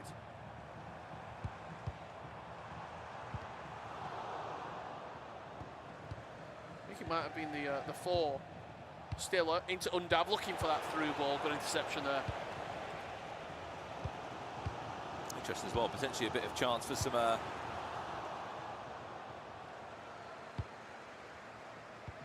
revenge for these two as well. I mean, Correa cannot believe he was actually 0-2 in the Swiss rounds. There's been another goal over in this game, potentially a comeback on the cards, by the way. You were just speaking about the two brothers there, Megabit, and I think he's only 1 goal away from tying this one up now. Still a long way to go, but nice goal. What a turn by Uzun. What's the official song? What's the name of this song? It's the Can-Can, right? I don't know the name of the song, but it's like the goal music of Eintracht Frankfurt. The celebration song? Yeah, exactly. Did you, as far as I can remember, there was no walkout music when you were playing?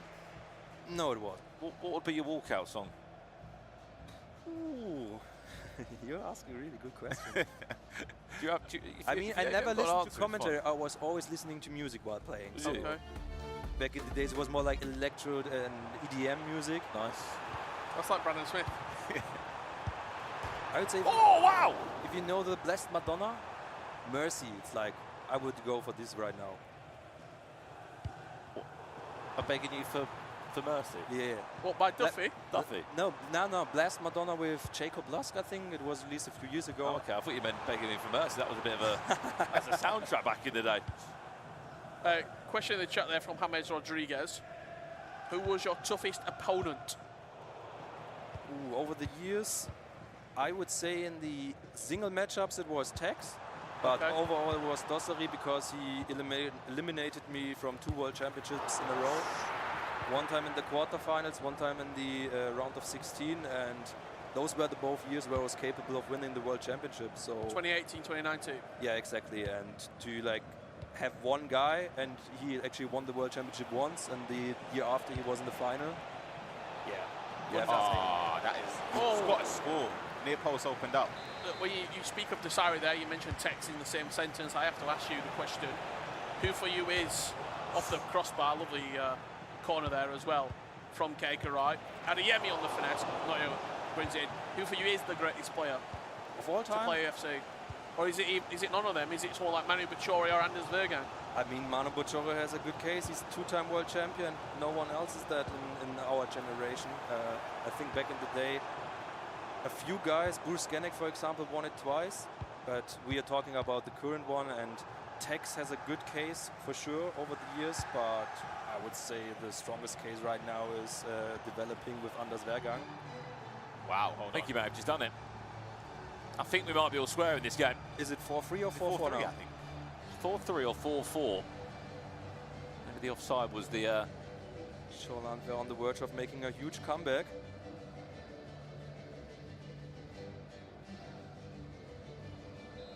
Let's have a look then. 4 threes.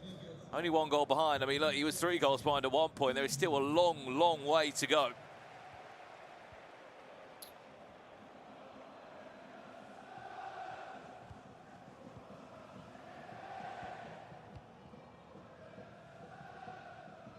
What a game, Ryan Pessoa. Let's see if there could be a response straight from the kickoff here for Perkix, just to try and restore a 2-goal lead. He's done really well to get it to Musiala, and just as we mentioned, puts it into the top corner. 2-goal lead has been restored for Hamburg. Yeah, he's got to perk up here if he wants to try and keep this game away from Sean. Now that's mentally tough to concede directly after like you 1 goal back from coming back from 3 goals. Now you feel like I have him. Yeah. Now it's 2 goals again. It's tough. Saw that in the previous game as well. It wasn't to this extent where it was 3 goals or 2 goals on the bounce, but Levy Finn, when he made it 5-2, I believe at the time, he scored and then conceded straight from the kickoff. It's a very difficult goal to take. Exactly. But he has to keep calm. I mean, it's still 35 minutes in game. It's a lot of time. And 2 goals are nothing. Another question for you, Megabit. That's beautiful play. Becker! What a save. Wow. Do you prefer 6-minute halves, 2 legs, or 9-minute halves, 1 game? I mean, from a player perspective, I have to go with 2 legs because it's more playing time overall. And in FIFA, it always, or in EAFC, it always felt like you have to. The more time you have, the more it is probable that the better player is going to win.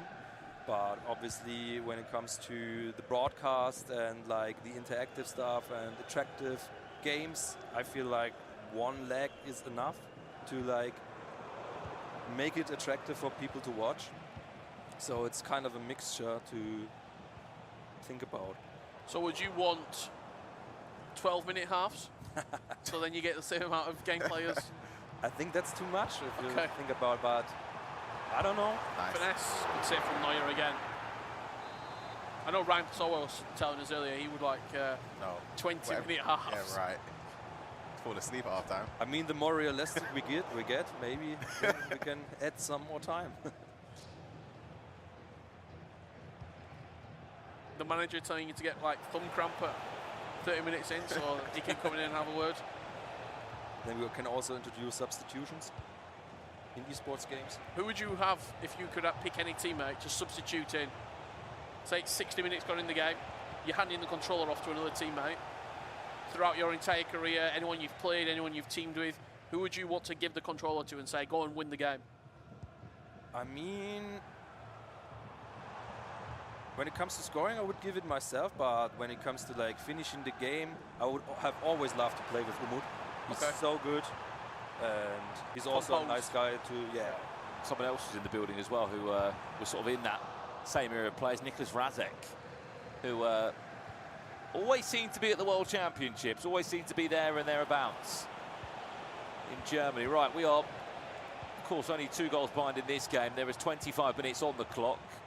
Over in the El Clasica, it looks like Borussia Dortmund are not going to be kicking off like they did for the club championships. It looks like Virgil is 10 minutes away from being eliminated in the round of 16, and one of Richard Buckley's players to watch. Thanks for reminding me. Are unfortunately crashing out the tournament.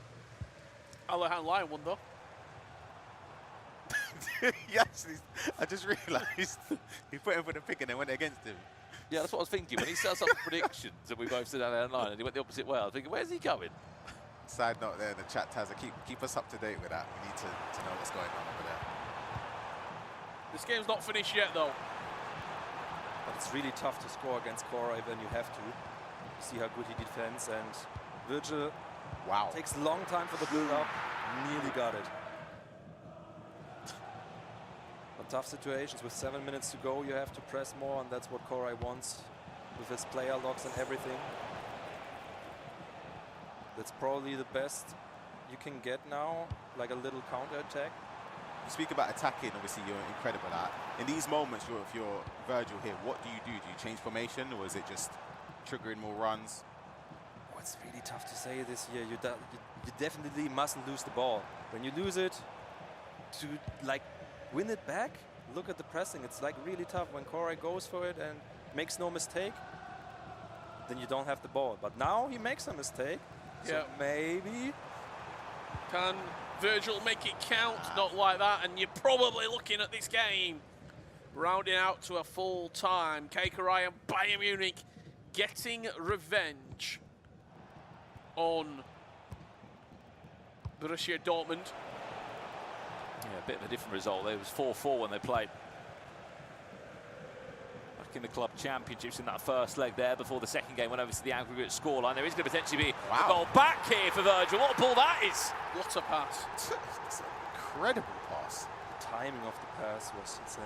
This game's not over yet. It isn't. No remaining pauses to make changes. Oh, goodness. That pass there is beautiful. Let's go back, Brandon. No pauses remaining. You have to play with what you've got on the field. So now that's a pressure situation for Koray. He definitely doesn't want to give the ball back one more time.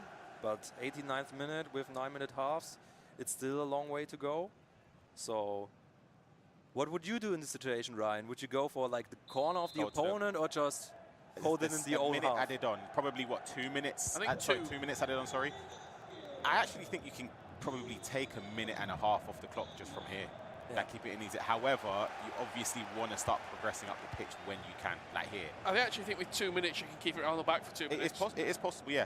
But obviously you're now in the Now you're in situation the, when here. you lose the ball now. Exactly. Oh, it's going to be interesting. He's won it back. It's lucky that I feel like I would go forward a little bit. Not, I wouldn't do this. That's risky. Yeah, I wouldn't do very that. risky. He's won it though. 20 in-game seconds left. It looks as That's if enough. Bayern Munich are on their way to the quarter-final stages. The club championship winners, Borussia Dortmund, are eliminated. And after such a good last couple of months for Virgil, especially online, he won the Online Cup. Club championship here was really building some momentum. Unfortunately, it is back to the drawing board for him. They are out in the round of 16, but there is still one more game to conclude and one more scoreline to conclude. Potentially now, that might just do it.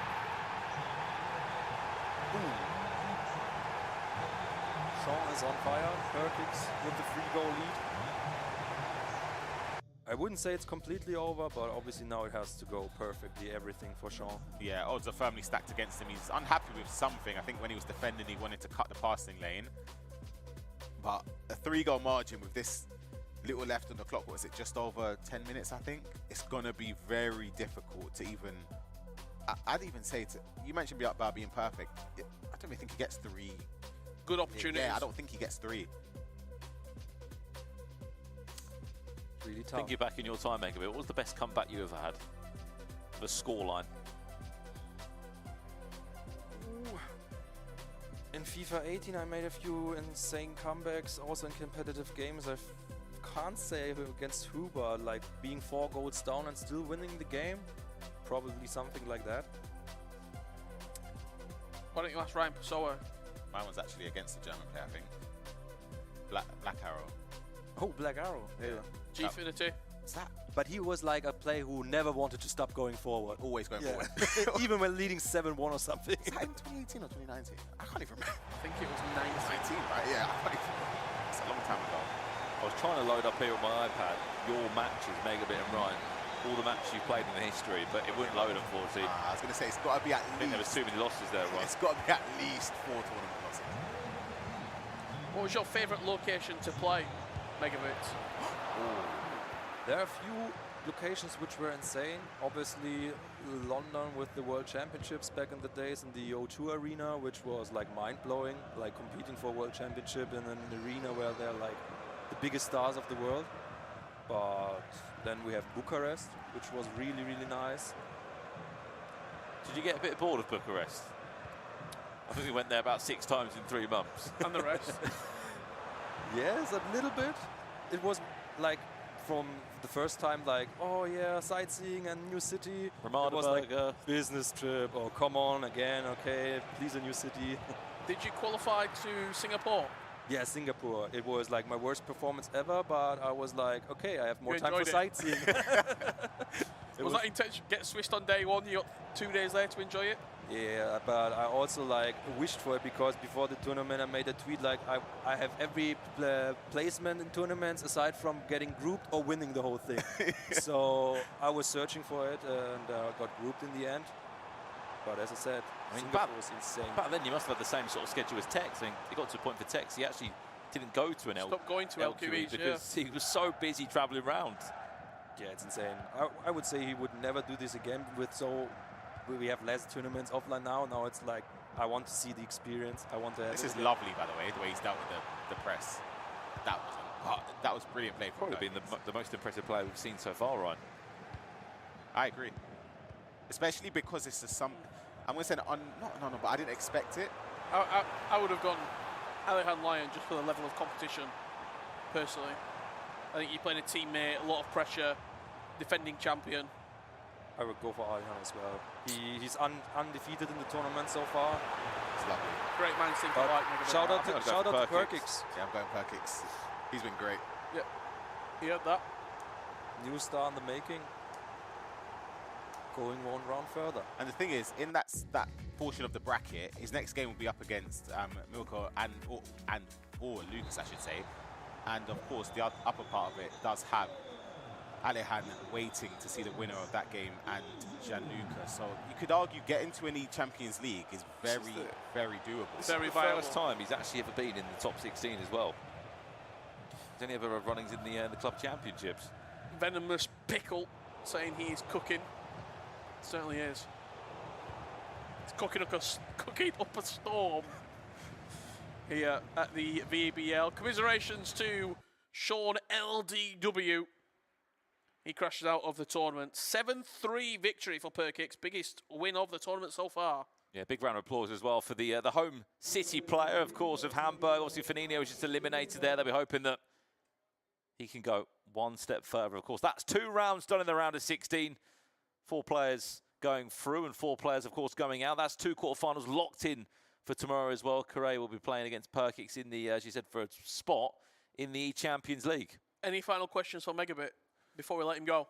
I feel like I've asked it. And the chat as well. Yeah. You've probably got, I think I got told, got about 3 minutes on the clock before Megabit does leave us. And I believe, we're going to be doing another losers interview, potentially. I think it might be Virgil coming in to join us for a little chat. But before Megabit does go, we'll let the chat catch up. If there's any final questions for him, from what you've just seen there, from the players that we saw on the screen, Karai victorious and Perkix victorious, do you think either of those 2 could go all the way? Koray has it loading for a long time, and he's actually there for a few years at the highest level. And I feel like he's also ready for the next step, and he wants the Champions League, and then he wants the whole thing. So I feel like Koray might be ready. What do you think? Sorry, Brandon. What do you think it takes to get to that next step for the players? Is it just you mentioned earlier about having that day, that run, that? Yeah. Is there anything in particular? Is it a mixture of everything, really? It's a mixture of everything. I would say you don't feel it in the moment when you're young, but it's the experience as well. Like when I had my first championship first World Cup, I felt like I was ready. And then looking back at it a few years later, competing with more experience, I felt like more relaxed and more calm with those situations. And that had a huge impact, like with the confidence you play and go into those games. So it's not just the talent and not just you have to go for a run, obviously, but also experience. You obviously teamed with a good friend of ours and yours, Mo Alba. If you and Mo were to be dropped into this tournament today, who do you think would finish further? Who would go further in the tournament? I mean, he's still Let's add active. Ryan Pessoa in as well. I haven't played in over 2.5 years, so You'd be in trouble. I would be, I You would be in join big and trouble. Be looking at it and thinking, wow, look at the first time through balls that are going on. Player look, what's this? Yeah, literally. Literally. Megabit, it's been an absolute pleasure. Thank you for joining us. If people want to stay up to date with you and your journey and whatever that you may be up to, where can people see Megabit from day to day? Is there any social media that they should go and follow? I mean, I have Instagram, still X, and also Twitch, but I wasn't active for the last few years. I might come back streaming, so follow me on Twitch if you want to. Just quickly to Might remind as me, well. did you used to stream like 4 accounts back to back, or did you? How many games a week in League did you used to play once? I was like getting famous in the FIFA scene back in FIFA 18 for competing on PlayStation and Xbox at the same time. And the reason for that was like the scene was on Xbox. That was 80 games, right? Yeah, exactly. And on PlayStation there was like Per ESL weekend. Back in the days there was like ESL Championship and it was exclusive to So PlayStation. PlayStation, So I wanted yeah. to compete on both, and that was like the way to go when you don't want to invest Mm-hmm. all the money in your secondary account. So it was a huge reason for me to be on the level I was back then, but playing those 80 games, people called me robot. And I even myself, I don't know, I was like composed for playing 12 to 20 hours. Well, Wicked Wednesdays is coming back soon, so if you want to play, you got an invite, all right? Yeah, message me. Okay. For sure. Maybe we'll see him back. Let's have a look at the highlights from the matches we just saw. It was Virgil and Keikarai. Perkix taking on Sean LDW. Let's have a look at the best moments from it. If you are just joining us here, we can look back at this game. Megabit, thank you for joining us. It's been an absolute pleasure.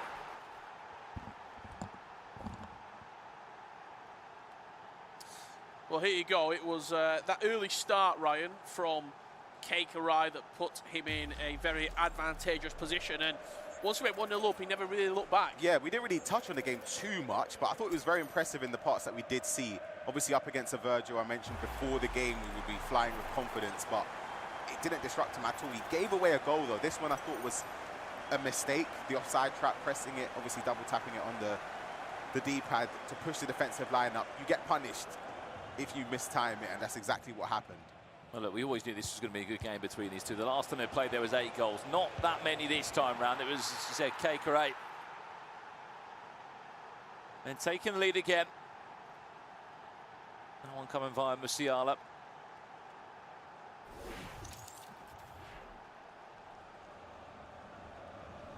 The extra pass making all the difference. There was never a chance there for the goalkeeper. Off the back of that, 3-1 down. Virgil didn't quite give up at this point. What a ball that was into Dennis Undav. It's just a shame for him that it came too late in the game. There wasn't enough time to really stem a proper attack together. You see Furky plays behind Keikarai. He's in action very soon. Next round, Yeah, I and believe. what a game that is. Furky plays taking on Berkey Lion. Wow. He was, I believe he was a runner-up before actually in this competition. One of the youngest players to go that far in the competition. Our other game that we said, this was a match from earlier today, I believe. They lose against Antonio Rodea?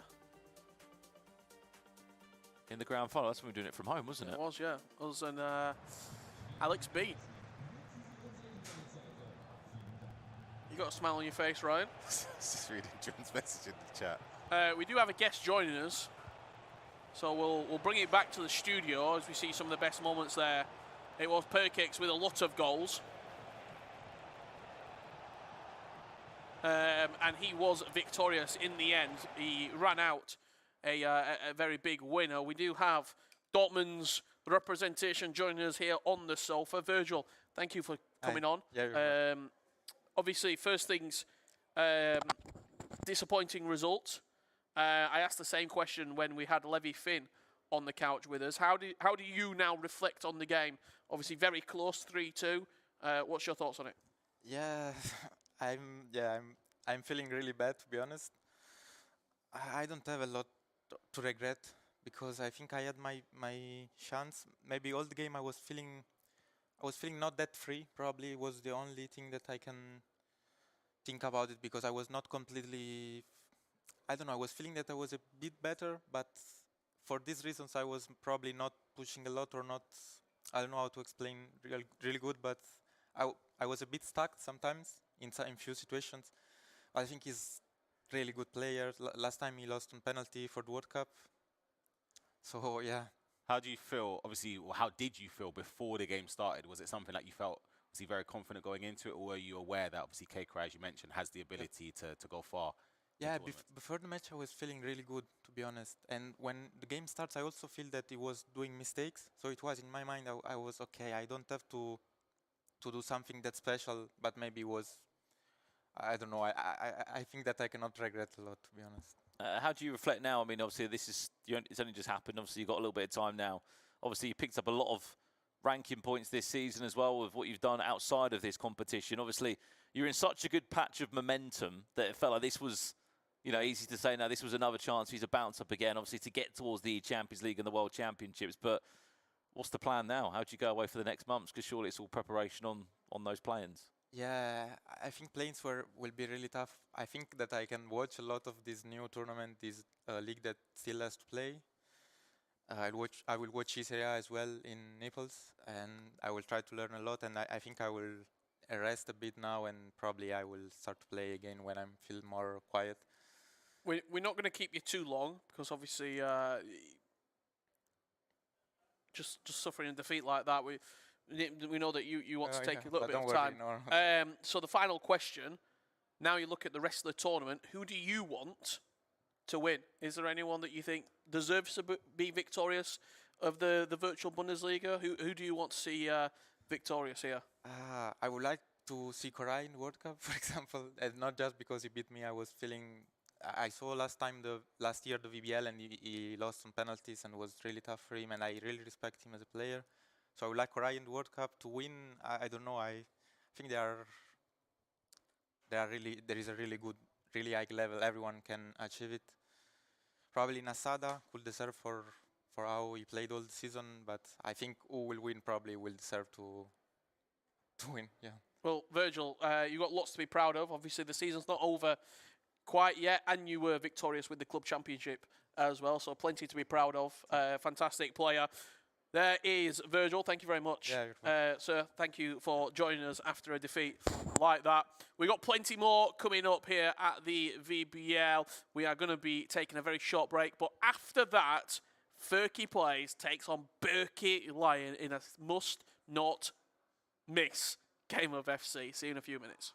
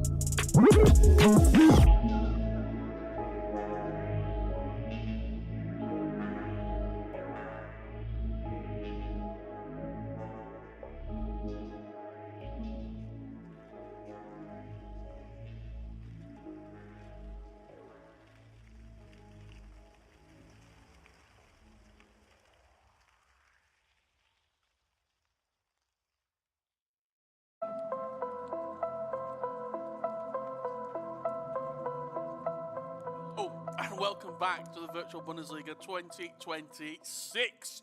We are halfway through today's show. We have got 4 players locked and loaded in the quarterfinals. We need to find out who else will be joining them. Myself, Richard Booker, alongside 2 very familiar faces, Ryan Pessoa and Brandon Smith.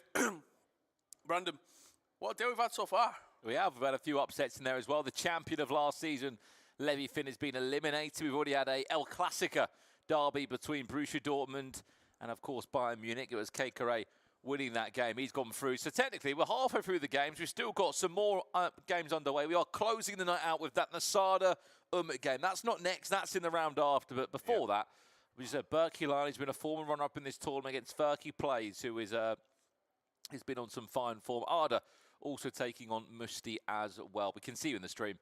Thanks for joining us throughout today. Of course, we are here today and tomorrow here for the Virtual Bundesliga finals. There's 4 more Champions League spots right up for grabs. And most important, those 2 World Championship tickets. Yeah, obviously for the players, some are in touch and distance from the Champions League spots, the ones who won earlier on today. But yeah, their main aim for a lot of these players is not only the trophy, which is an incredible accomplishment, but those World Championship spots is so important. Speaking of the Champions League, it's taking place later on in May, the finals. And if you want to be there, let's show you how. Scan that QR code on the screen, because the road ends in Budapest, the best in Europe, for one final showdown. Don't miss the Champions League finals live. Experience elite EA Sports FC pros compete on the biggest stage. That's in Hunger Expo Hall H in Budapest on the 27th of May. I cannot wait to see who will be there and who will be lifting that Champions League title off. Of course, this must be said as well. There's only 36 players that will qualify from FC Pro Partner Leagues into the Champions League. Only 8 of them will get it to Hungary Budapest, that event which you can come to. I mean, look, Premier League is done, E-Liga is done. Of course, the Eredivisie comes next week. La Liga, after this weekend, 4 players will get a ticket there as well. Ireland League, so Georgian League, all locked away. I mean, so the Kazakhstan Premier League, E-League taking place earlier today. Azerbaijan League, you've got the Romanian League, of course, the Portuguese League taking place this weekend as well. All different FC Pro Partner Leagues, all going in to this E-Champions League, which is huge. Right, should we get a little bit of trivia going? Because we've got 5 minutes, I believe, before our next game. Chat, you can get involved in this as well. Look, it's Team of the Season time. I want to throw it back a few years to the first ever Bundesliga Team of the Season. Let's see. What year? This was 13, FC 13. We'll go position by position. I mean, look, you can both get involved. Who was the goalkeeper that year? I was actually just taking a mic. 2013, yeah? Yep. I'm just getting told a few things in my ears. You're joking. Not the answers. I got told something about 1985, but I can't quite put my finger on it. Goalkeeper, I'll go Manuel Neuer. I would have gone Neuer, but I feel like the way No, this was a goalkeeper that played for Frankfurt at the time. They went and played for PSG afterwards for a bit. Sirigu. No, good shout, though. I'm just thinking of a German keeper. It's not. Is it German? Kevin Trapp. Kevin Trapp. It's a trap. Was the goalkeeper there. Right back, this should be odds on. Mr. Bayern Munich. Philip Lahm. Philip Lahm. Philip Lahm, locked in. Centre back now. This is an interesting. Hummels. No. Boateng. He's in there. Yep. Boateng alongside who? Dante. Yes. Okay. Still playing now, of course, in the French league. Who's left back? A bit of a spoiler, by the way. Just look at here. 1, 2, 3, 4, 5. 6 of the 11 are from Bayern Munich. Left back. I'm just thinking left back Bayern 2013. Sorry.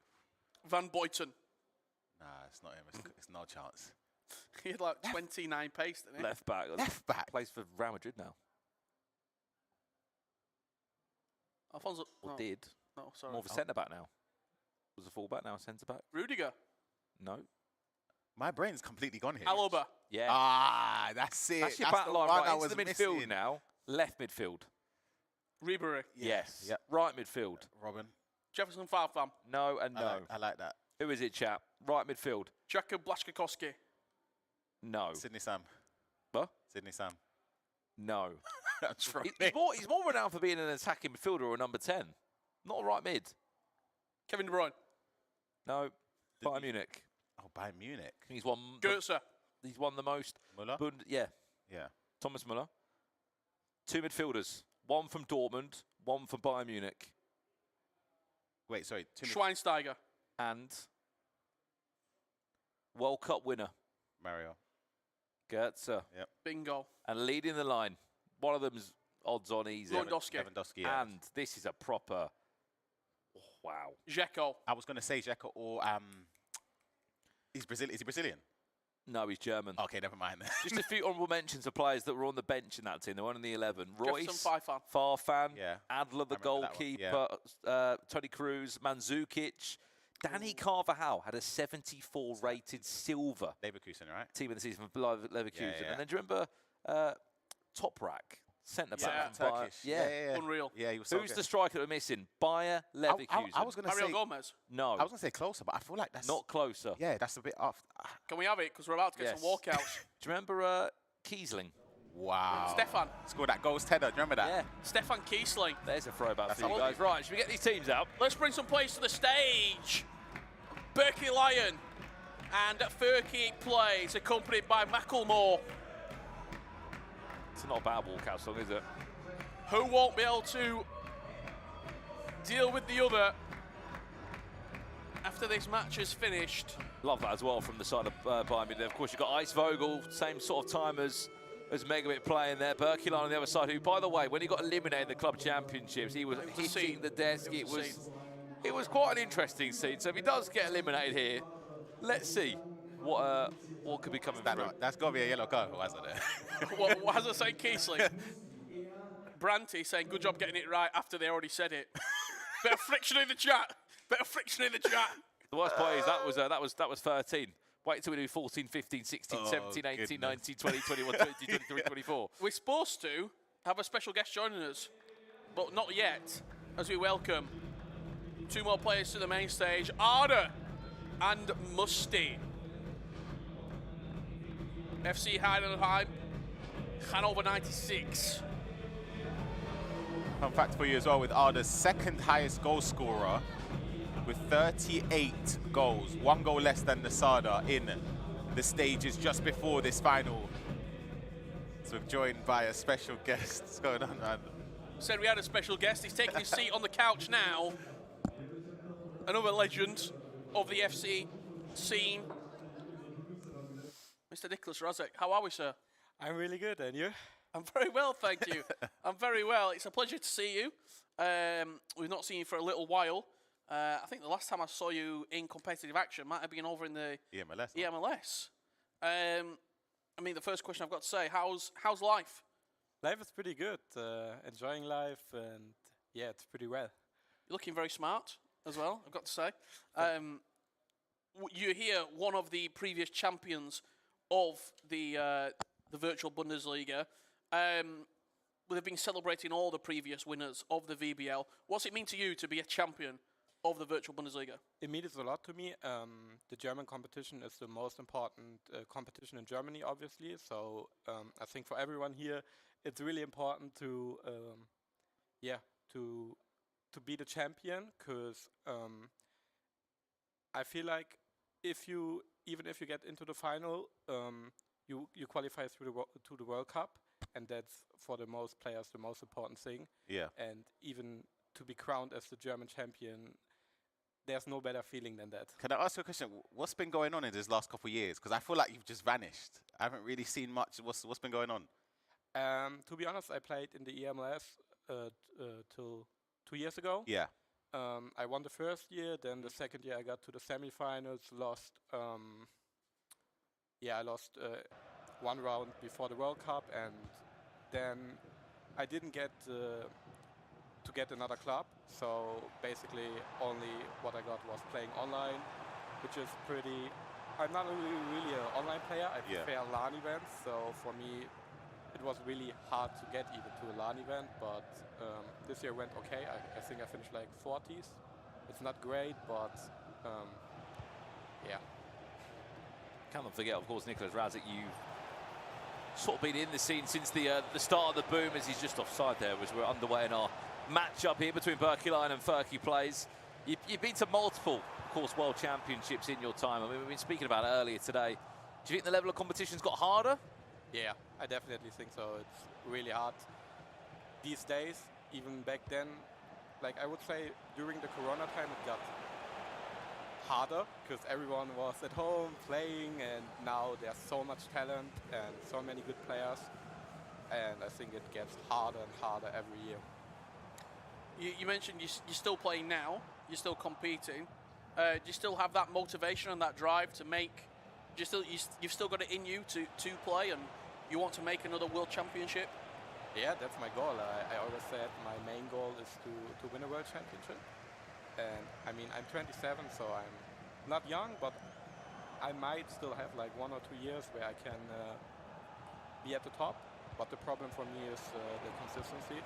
Sometimes I can play, like one day I can play really good, and the next day I don't play good at all. So for me it's mainly because of the consistency, and especially if you're not in the league, you don't really have a lot of practice. I mean, you can play against other players in practice, but it's not the same when you're in a competition like the VBL. They play week by week, and there's no better practice than that. And I think that also, you can see it here, there was the online qualifier where also players that were not at a club could qualify, and everyone here is at a club. So that means no one outside that wasn't already playing in the VBL is here.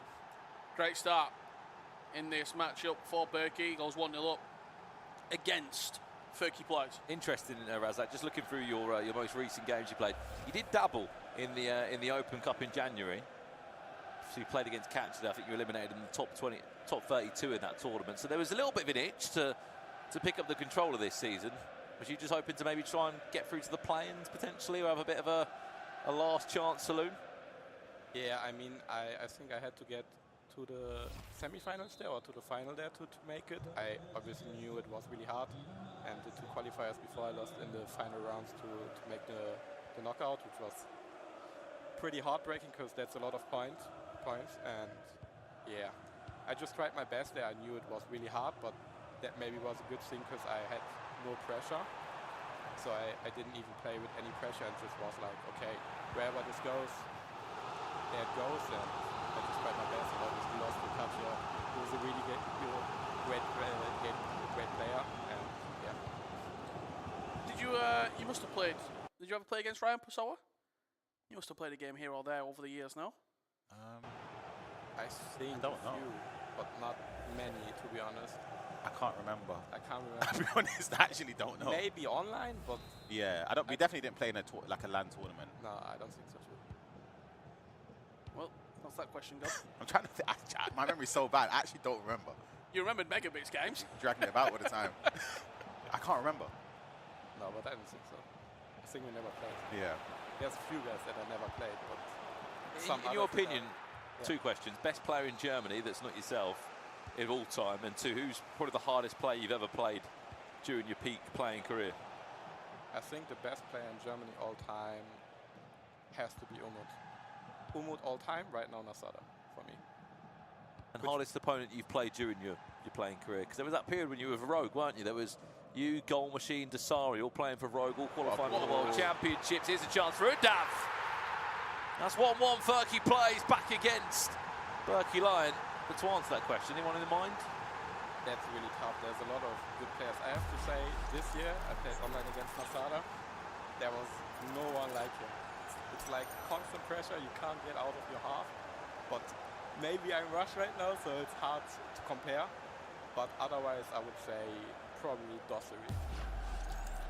If you were to compare the old generation of players compared to the new generation, you're one of the only players still, obviously Nicholas, Tex, but there's not many who were playing then who are still actively playing now? You were saying, as Virgil gets one back there straight from kickoff, you're still playing now, you're playing in the online qualifiers and you're playing a lot. What's the big differences between then and now? I think the game is really different. Back then, I would say defense was way more important. And nowadays, if your attack is crazy good and your defense isn't that good, you can still win games. Back then, if your defense wasn't on point and your offense was good, you would still lose. Back then, I would say if you want to win a championship, defense matters a lot. And nowadays, I would say, like Nasada, he's like full attack. His attack is crazy, and I think with a good attack, you can win every game. The voice of Nicholas Razek, former VBL champion. I'm sure tomorrow we'll have a couple more names with us as well, who are going to be joining us over the weekend as we celebrate the VBL. That's 2-2. I think we're in for a lot of goals in this game. Yeah, those driven passes, what Ferkie's doing, just to get into the box and then obviously trap it and take a shot is ridiculous. So good. Just that driven pass, isn't it? Into the finish. And it's perfect every time. Nicholas, being back here, does it make you just sort of get that urge again to play? Yeah, I mean, the main thing is to see everybody here is a really good feeling, and to see everyone compete but you don't compete, then you even more want to compete. You know, that's like a little motivation stitch. I've got a fun question for you. I've just thought of it right now. We've got all the champions from 2013 to 2025. If you took every single champion in their prime, so we're talking prime Nicholas Razek, whatever year that may be, prime Megabit, prime Umut, and put them in a tournament, who do you think would come out on top? That's tough. I would even say that the year I won my championship, I wasn't in my prime. Probably 2018, you think, for you? around that, yeah. Oh, that's tough. There's all the names, obviously, if... Did Umut win the world championship in that year? Do you know He that? won it the year after. Okay. That year it was cancelled, I believe. It didn't go ahead in 2021. But I would 2022 he won the championship. I think I would go with Umut. Just because he's the he's the only one from the list who won a world championship.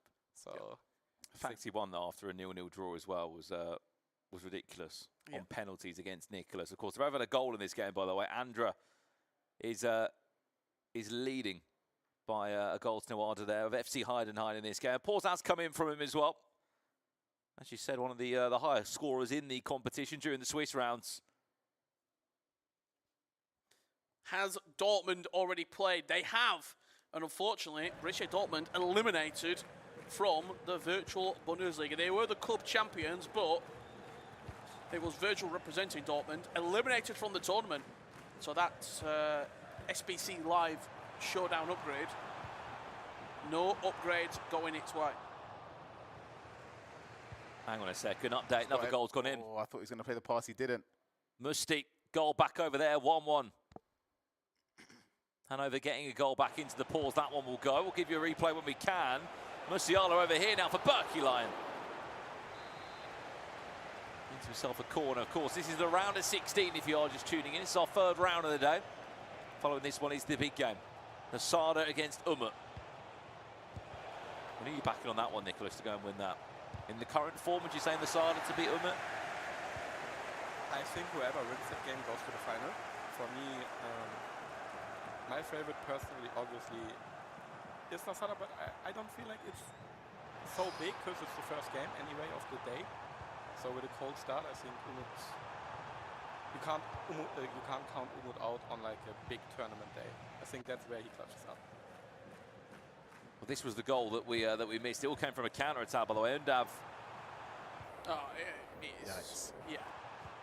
Less said about that, but get off it. Get off it. Let's go back. Both games in a pause right now. So a question for you, Nicholas. When you look back at your, I mean, you are still competing. There's been another goal. But so many tournaments, so many locations.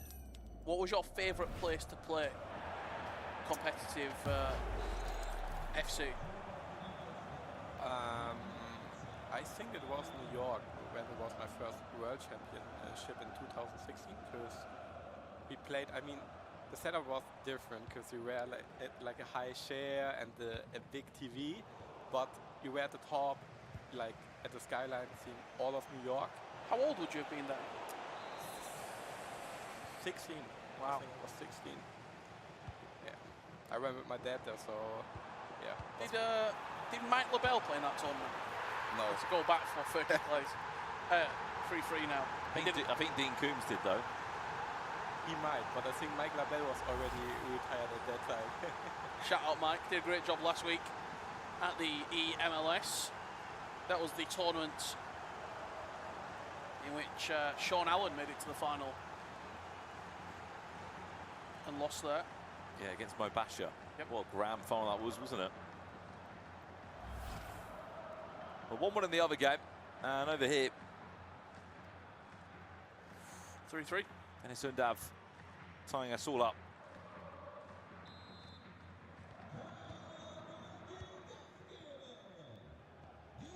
The VBL next year, something you're going to try and get into, Nicholas? Yeah, I mean, as I said before, it's really important nowadays to be at a club, because the leagues always gives the spot to the World Cup, so not just that, and the practice. So yeah, it would be great to play in another league. It doesn't necessarily have to be the German league. I was going to say, would you look elsewhere? Yeah, but I think the best thing would obviously to play in Germany, but I would say I'm open to anything, because I won the German league and I won the EMLS, so I would be open to another league as well. I was going to ask you that the EMLS is a big chance actually. Musiala squares it, that's the goal. As goals flying in both games here. Hanover that leading 2-1 over here. Sorry, Musti scoring that goal. He's leading 2-1, and sorry, back to this one now. Berkey line. It's a mistake. Yeah, I think he wants to get that pass in there, but then the lane gets closed. Just speaking about what you're saying, Razik, in terms of like finding a team in Germany, how difficult is that?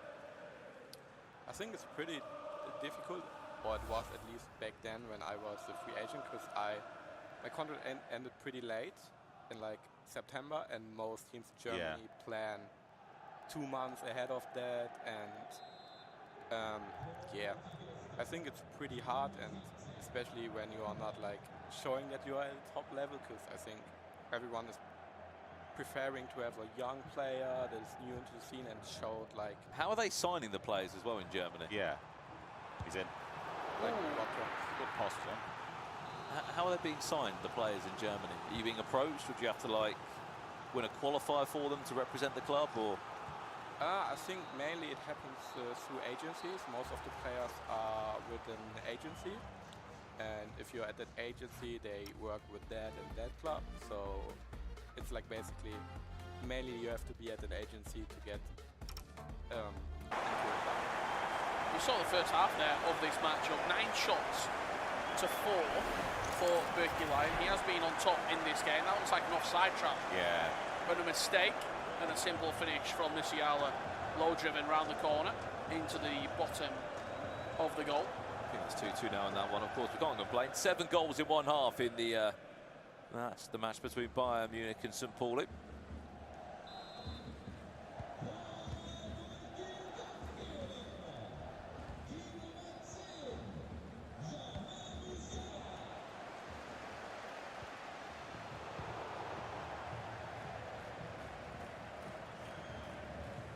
To us as well for half time at this the tournament. So we can get a last attack. So you've got a minute added on. Musiala, look at the fee!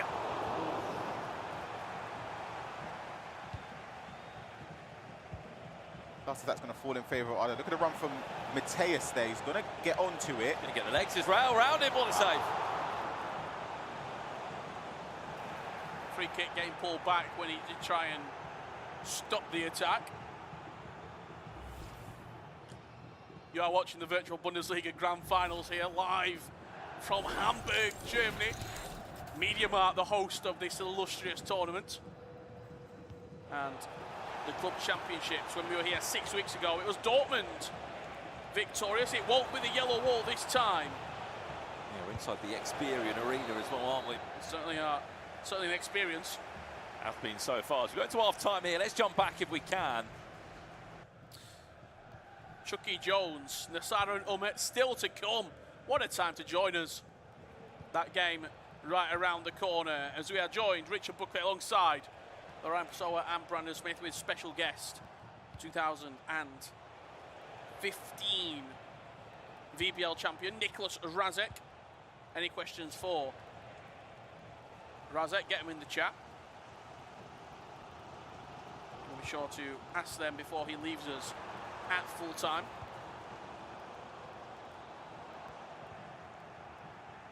If you was playing in this competition, Razek, are there any players that you'd have in the team that you'd say are certs? Because I've been seeing a lot of the drafts. Some have Mateus, some have Schweinsteiger. I thought it'd be an easy choice with Schweinsteiger, but maybe you'd think differently.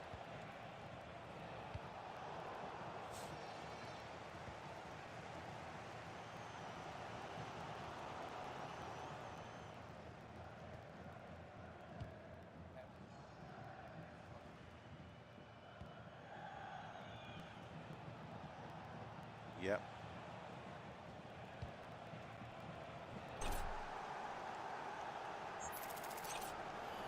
There is Dennis Undav with the finish on the edge of the box. It's just putting Musti another goal up in front. Just looking back, sorry to interrupt, Rich. People forget there was a time you were teammates with Nicholas. How was that?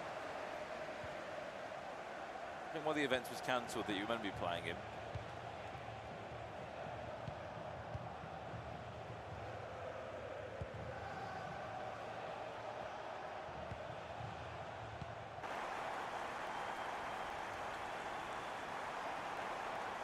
What did you learn from Nicholas? How was he as a teammate?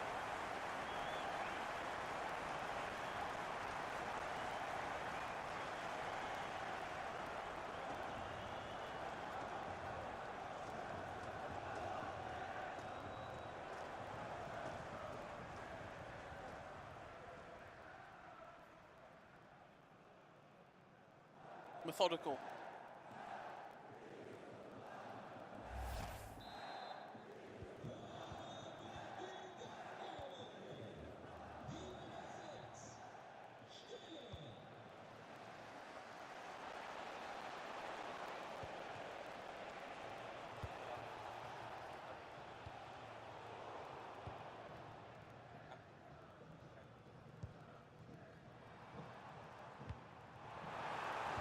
What's a ball? Are you surprised, or was it always to be expected that Nicholas is still having the success that he's having now? What, he's still competing 9 years, 10 years later at the very top of the game.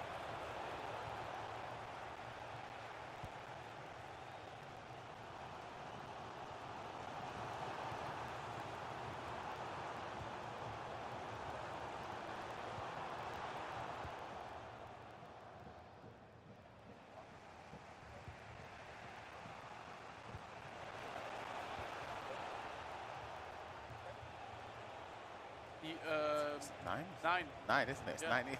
9, yeah. It's unheard. Oh, I was going to say, did I sneak in? It's unheard of. But apparently in the chat we can't, we potentially can't hear your comments there, Nicholas. We'll try and get it sorted. Now, if you try the mic now. Hello, hello. Will it work? Yeah, I think Ryan Pessoa accidentally muted Yeah, you. right. Me or Brandon. On accident. Who do you think is gonna win the game here? Great question. Oh, Furky plays. I think Berkey Lion. I think Berkeline as well. Yourself? Before the game, I would have said Ada and Turkey. What about now? Has that changed? Now, probably. But I think that's the closest, probably the most close games we have from all the games here. For me, these are like the hardest to predict because, like Ada in the group stage, he scored, I think, 9 goals a game. And 70 goals in the whole game. Like he scored 9 and conceded 8 on average. So If you were to get to World Championships and perform well, but say didn't win, do you think that would be enough for you to say, I'm happy, I can move on, or are you thinking, I just want to? Do you believe it within yourself still that you've got that game, you've got that aspiration to go and win? I know Nicholas says all the time, 99 FC that is, if I win the World Championships, I'm done. I've got nothing else to achieve. yeah, I think that's the same thing for me. Like I want to win the World Championship. I think I was close, pretty close one time where I got into the semifinals of the Xbox back then. But if I, let's say, got to another World Championship and got to like the quarterfinals, obviously, then it wouldn't be like, okay, let's stop, and I would try another year. And maybe at some point it's like, okay, you have to realize, okay, there's no chance that you can do it. But when you reach a quarterfinal, you are not far of being the World Championship, of being the World Champion. So I think that would give even more hunger. I think everyone that's like playing at a competition, let's say Furky, for example, he's doing a lot of content. Yep. So also for him, I think he's not really like, he's really chilled when he plays. Oh my God. Oh. That very nearly was a moment to forget there for Berkey. He's given away a core in the process. He's 20 minutes away from falling out of the competition. And knowing Berkey Lion and his tendencies and the character, Very emotional player. that could have been disastrous. If he Yep. concedes that in the way that that goes in, the head might be gone, Ryan. He'd be fuming, but he's lucky that he didn't find the back of the net. Still 20 minutes left to be played for him to get a way back into it. It is possible because of the way, unless the tempo changes, but it's been very end-to-end. A lot of players in Germany, I feel like, play this way anyway, where they go forward constantly. And this is a prime example. Just out the back of a pause, then queuing another pause. He's clearly not happy with something that he's seeing. Certainly won't be happy if he gets eliminated here off the back of the reactions we saw before. There, Silas drops the shoulder. He's going to a pause, but he's all square at 5-5. It's exactly what I was saying, though. You see how easy it is from one end to the pitch down to the other for Furky, where he had an opportunity, it didn't work out. A couple moments later, a couple passes even, and he ends up conceding. You see the coach there with Berkey as well. Who was your sort of favourite? Did you have a favourite coach, favourite person to sit next to you while you were playing? Not really. I always had like a mental coach that helped to slow me down. So Did you ever work with Mikkel Darian? yeah, he was on my side, but more like as a mental coach and not like really a technical coach, because I feel like I knew the game back. I know the game really well. So I think now everyone has a coach. Back then, not everyone had a coach, or a few people have a coach, and now basically everyone has a coach. Is it? He's on. That was a really bad offside. Yeah, that's a shocking offside trap right there.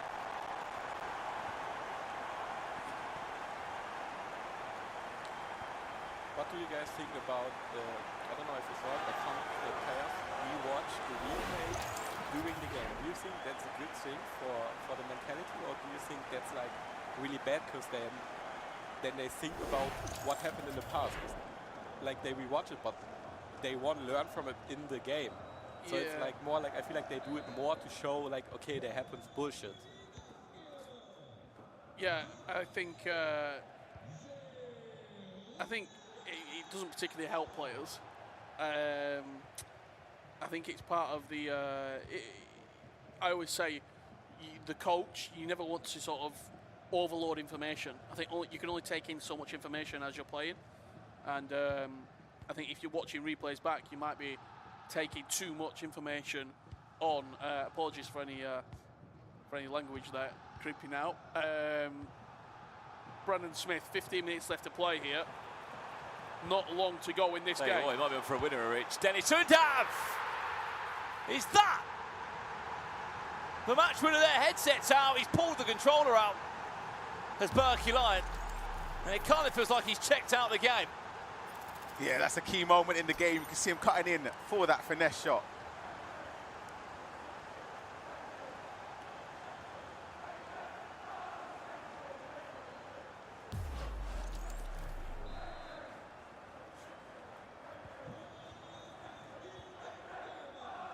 Well, that one could be the nail in the coffin, as you said, for that game with 12 minutes left on the clock. Over here, FC Heidenheim are chasing this game back against Hanover. Hit the post on the original shot. Adeyemi, right place, right time to slot that one in. I think he's still trailing by a goal to nil, though. Let's have a look on the score and, more importantly, the time on this game.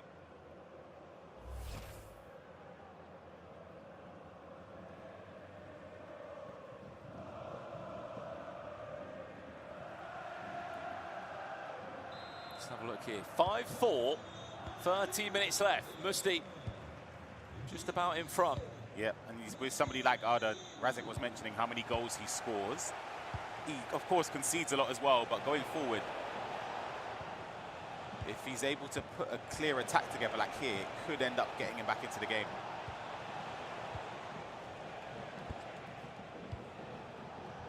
Tejas, Silas. It's a good step. Find a way through past Anton. Now, this game, of course, will conclude before the other one. Yeah, but for me, this game's over. Yeah, Berkey's out of it. I agree. I don't see a way where Berkeyland gets an opportunity to get 2 goals. I think for Furky, he's played the game at a really high tempo, and he's about to almost give it a 3-goal lead and completely seal the deal. But I don't expect Furky to continue that attacking in terms of flooding bodies forward when he knows that he's moments away from a quarter-final. I'm more curious to see the full-time reaction between the two players at the end of this one. See the shake of the head from Berkey already, he knows.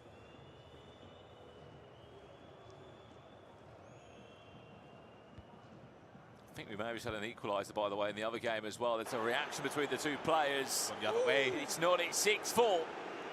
Is that Musti going through? Of course, Musti will be playing Correa tomorrow. Okay, Correa in a quarter-final. Winner of that goes to the Champions League. Great game. Great game. And while that one's in a pause, we will close out and conclude our first. He's not had a touch, has he? Match here. Berkey Lion in these last... It's what, 10 minutes or so game time? That must be so destroying there, if I can get the words out. Because you sort of think 10 minutes to go, if you can get a goal maybe by the 85th, but you haven't even had a chance. +3. Yeah, he's not had a chance. Same question I asked to Megabit, Nicholas. One of the last questions we'll get through this game. Do you prefer 6-minute halves, 2 legs, or 9-minute halves, 1 game? That's a really tough question. To be honest, I think I prefer 2 times 6 minutes. Okay. Because it feels longer. When you know back in your head you only have 1 game, it's like, even though the time might not be way shorter, but if you are down in the 50th minute with 2 goals, it sounds not that you doable. don't have. Yeah, if you don't have that many times, that much time compared to you lose the first leg with 2 goals, that sounds more doable. Well, that's interesting. They didn't shake hands between the two players. Berkey Lions just walked off stage. Gone. And walked out of the arena as far as we can see. Yep, he's walking past us. Yeah, he's long gone. Well. I think that tells you how he felt about that one. Regardless of the result, should still be shaking hands with his opponent, but he is long gone. I don't necessarily think Furky did anything. There might be, do you reckon there's any beef there? No, I think they like each other and they're really good friends, but I think in the moment of the heat, that guy was really mad, and I think... More angry at himself, maybe? I think a mix of both, maybe at the path and at the game. I think a lot of players at the moment, you're like really heated, but I think in like 10 or 15 minutes, they shake hands and be good friends, and yeah, he's probably angry, which is kind of understandable because it's really important, obviously, to win, and yeah. Especially when it's a knockout tournament, right? It's into your season, isn't it? Yeah, exactly, and he knows it. Obviously, he'll be disappointed that his season's cut short here, but I think he would be annoyed as well at the possession that Furky kept. But then again, I always say you can't blame the player for doing so. But like You know Razek is what he played over the years. It makes sense to keep the ball. I think if he was leading, he would do the same. Yeah, 100%. And we have a game here. It's only 1 goal in 3 minutes. It's a lot of time still left here for Ada to get another goal. 100%. Time is ticking away. A minute left plus additional time.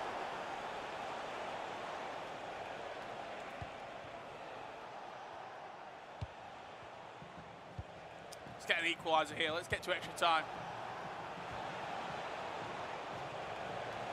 +3. Hang on, he might get a chance.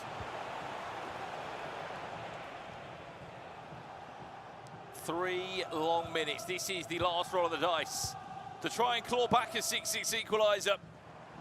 Musti with 1 foot in the quarterfinals tomorrow. That's a big win, but possession given away as... No, it's his ball. Or not, he's won the ball. Yeah. Just take seconds out. That's really, really smart. And now it's game.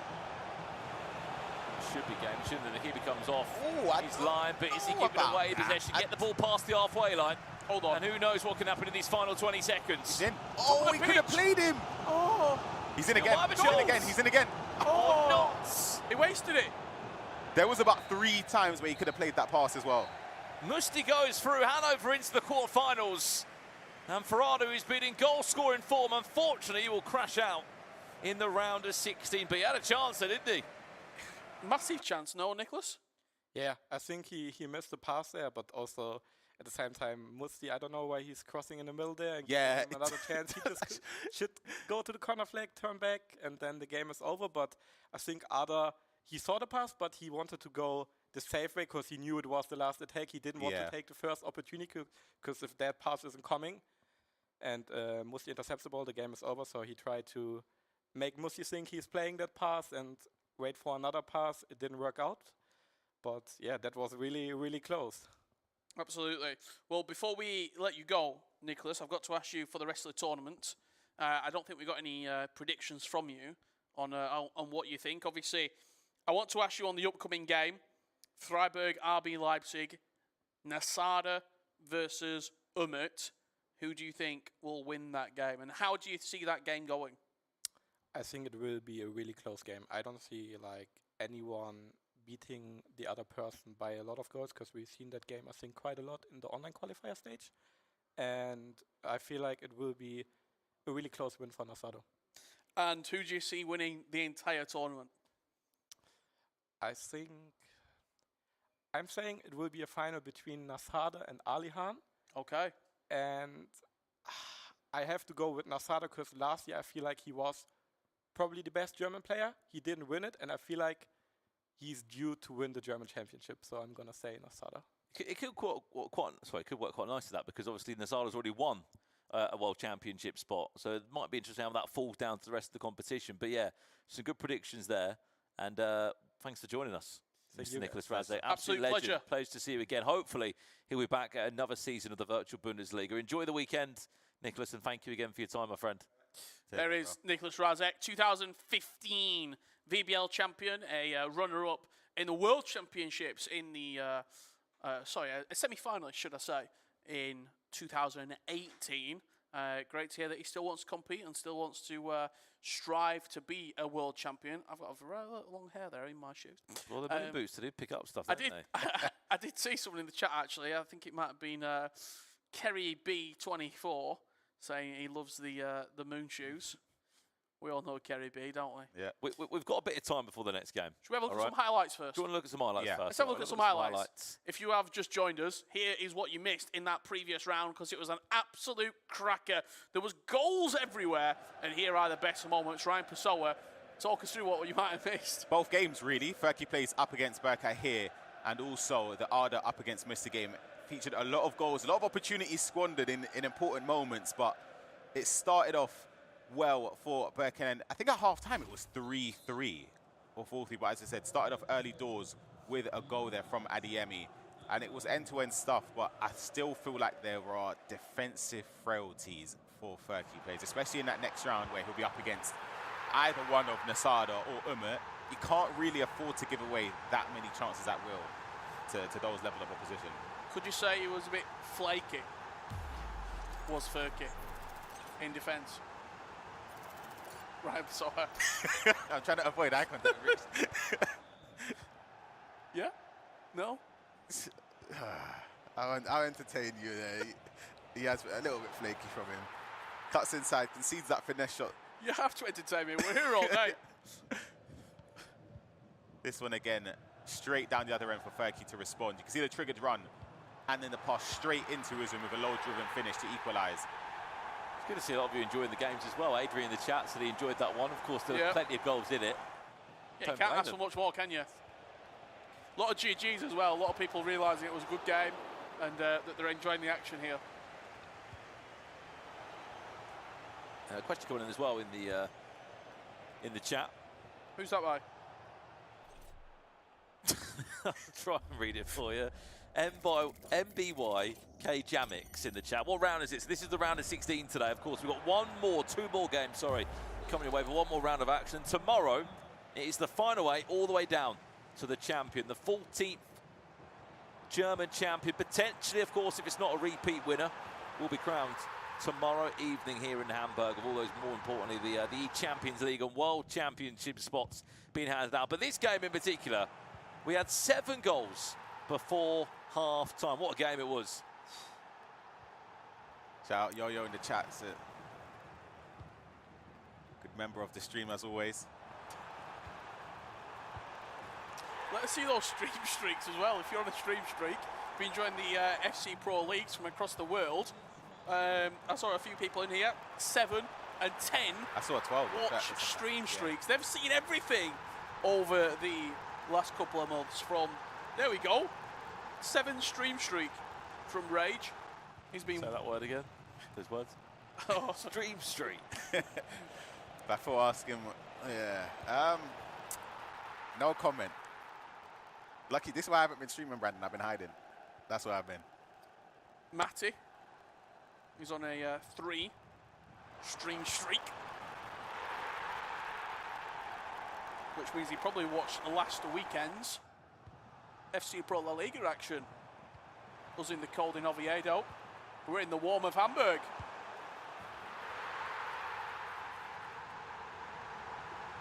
You tell him, Casey. Albert's there with a 10 stream streak there as well. We're still on this game, by the way, with just the highlights. There have been that many goals in it. Obviously, the other game featured a lot of goals too. Go on, Brandon. I know you've been queuing up for some trivia. Have we got a bit of time for some trivia? We could do trivia now and then go to a break and then preview the last game. Okay. Yeah. Do you want to do that? Or do you want to go to a break now and come back early and then do some trivia and preview the last game? What would you like to do, Ryan Pessoa? We've got no interview, basically. So, yeah. Berkey Lion, I think, is out of the building. Fergie plays, he's on the German stream with Musty at the moment. I'm going to say, I think we do trivia now. Okay, let's do some trivia. Chat, lock in. Trivia coming your way. Team of the season, Bundesliga trivia, by the way. So that's the one. We're looking back on last year's Bundesliga team of the season, just to test these boys' knowledge and yours at home. Last year. We're going for the full team of last year in the Bundesliga. Who got in the team of the season tomorrow, by the way? We are doing our team of the season vote on stream, so make sure you join us for that. Who was the goalkeeper last year? That's the one. I actually don't know. Because it wasn't Neuer. I actually don't know who the goalie was. Cole Bell. No. Oh. Who was the goalkeeper in the Bundesliga team of the season last year? I'll be honest, that's the one position I actually don't know. Gulashi. No. Could you give a team? I want to say, is it Ingolstadt? Ingolstadt? Baumann. No, it's not. I know. Zed. Zietler. Yes. Yeah. Zietler. Zentler. That's it. Yeah. Zentner, was it Mainz, by the way? Was the club Mainz? Sorry if it was completely wrong there on my club. Right. Who corrected you there? That's it. Yeah. Sorry. MBY KGMX. That's how you pronounce it. One. Right. Next up, defenders. It was. I think I can get a couple because actually a handful of defenders here. There's 4 of them. Left back. Alfonso. He was in there, but I mean, left back, right back, either or. What? Raum? No. Looking at starting 11 here, by the way, guys. Schlotterbeck. No. Upamecano. Yes. Davies, Upamecano, and Grimaldo. 2 Leverkusen players. There's one, Grimaldo, and Jonathan Tah. Jonathan Tah. Yeah. Into midfield now. 3 Bayerns, 1 by Leverkusen. Musiala. Kimmich. Yes. Kimmich. Yep. Yep. And 3 Bayern. And then you've got 1 Leverkusen and 1 Bayern. The Leverkusen would have been Florian Wirtz. Correct. Yeah. Bayern. Who am I missing out here? Goretzka. He's on fine form at the moment. Wasn't this player. he was brilliant in the week actually against Madrid. Elise? Elise. Yeah. Wasn't Goretzka like a honorable mention, or was an SBC for Yeah, flashback? maybe. And who was leading the line then, chaps? Harry Kane and Schick. I packed both of them. I'm pretty certain. Correct. Yeah. Yeah. Pretty certain. Bench. I've got a question for you right now. Yeah. It's a bit rogue. How many coins do you think Harry Kane's worth now, team of the season, FC25? Just because From last year, it was on screen. it would have been probably right now. He's probably 15k. Oh wait, you're asking me about currently right now? Yeah. 15k. I'm gonna say More. 110k. 18,000 coins. Okay. Never mind. Patrick Schick, guess how many coins he's worth? You might not be on the market. 18,000 coins. 11. More. Really? He's more than Harry He Kane. was 35k apparently. Right. It was just there in front of me, so I had it on. Okay. Do you want to give us one more? One more. All right. Let's go Here's one back. for the chat. Let's go back. Here's one for the chat. Okay. Where do I want to go with this? Right, okay. I've got one for you. Which, and you boys probably know the answer to this, so you can't get involved. We'll lay out. Right? We'll lay out. Which icon on FC26 from the Bundesliga, who played in the Bundesliga, won the most Bundesliga titles? This player won 9 Bundesliga titles. Great question. Who is it? I know. Because I'm locked in. Do you know? It's because I told him earlier. I've got 2 in my. It's not Schweinsteiger. Do you want me to run down Is some it? answers? Yep. Okay. Scholler says Lahm. No. Incorrect. Okay, I would have been wrong then. It's got to be. Beckenbauer. No. No. Oh. Okay. Gerd Muller. No. No. Miroslav Klose. No. No. This is on Brandon Smith, by the way. This is his.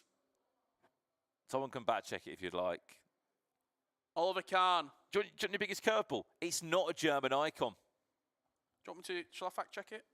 Someone in the chat's got it. I'm not going to say who, but someone in the chat's got it. He's not from Germany. I'll be real. I would have never got that. 400 appearances he made for the club. I would have never. 100 plus goals. Ian Robben is not an icon on the game.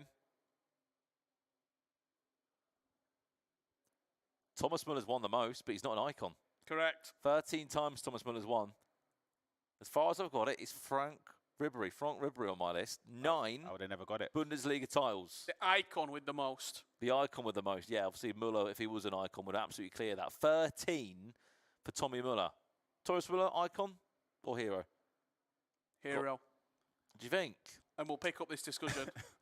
Icon or hero, Thomas Muller. We'll come back for this. Let us know in the chat. We've got some icon or heroes coming up. We've got 2 icons going to the stage very shortly indeed. On the hour, Umut versus Nasada. Must watch. You don't want to miss this. We're going to take a quick break and we'll be back before the game kicks off. See you soon.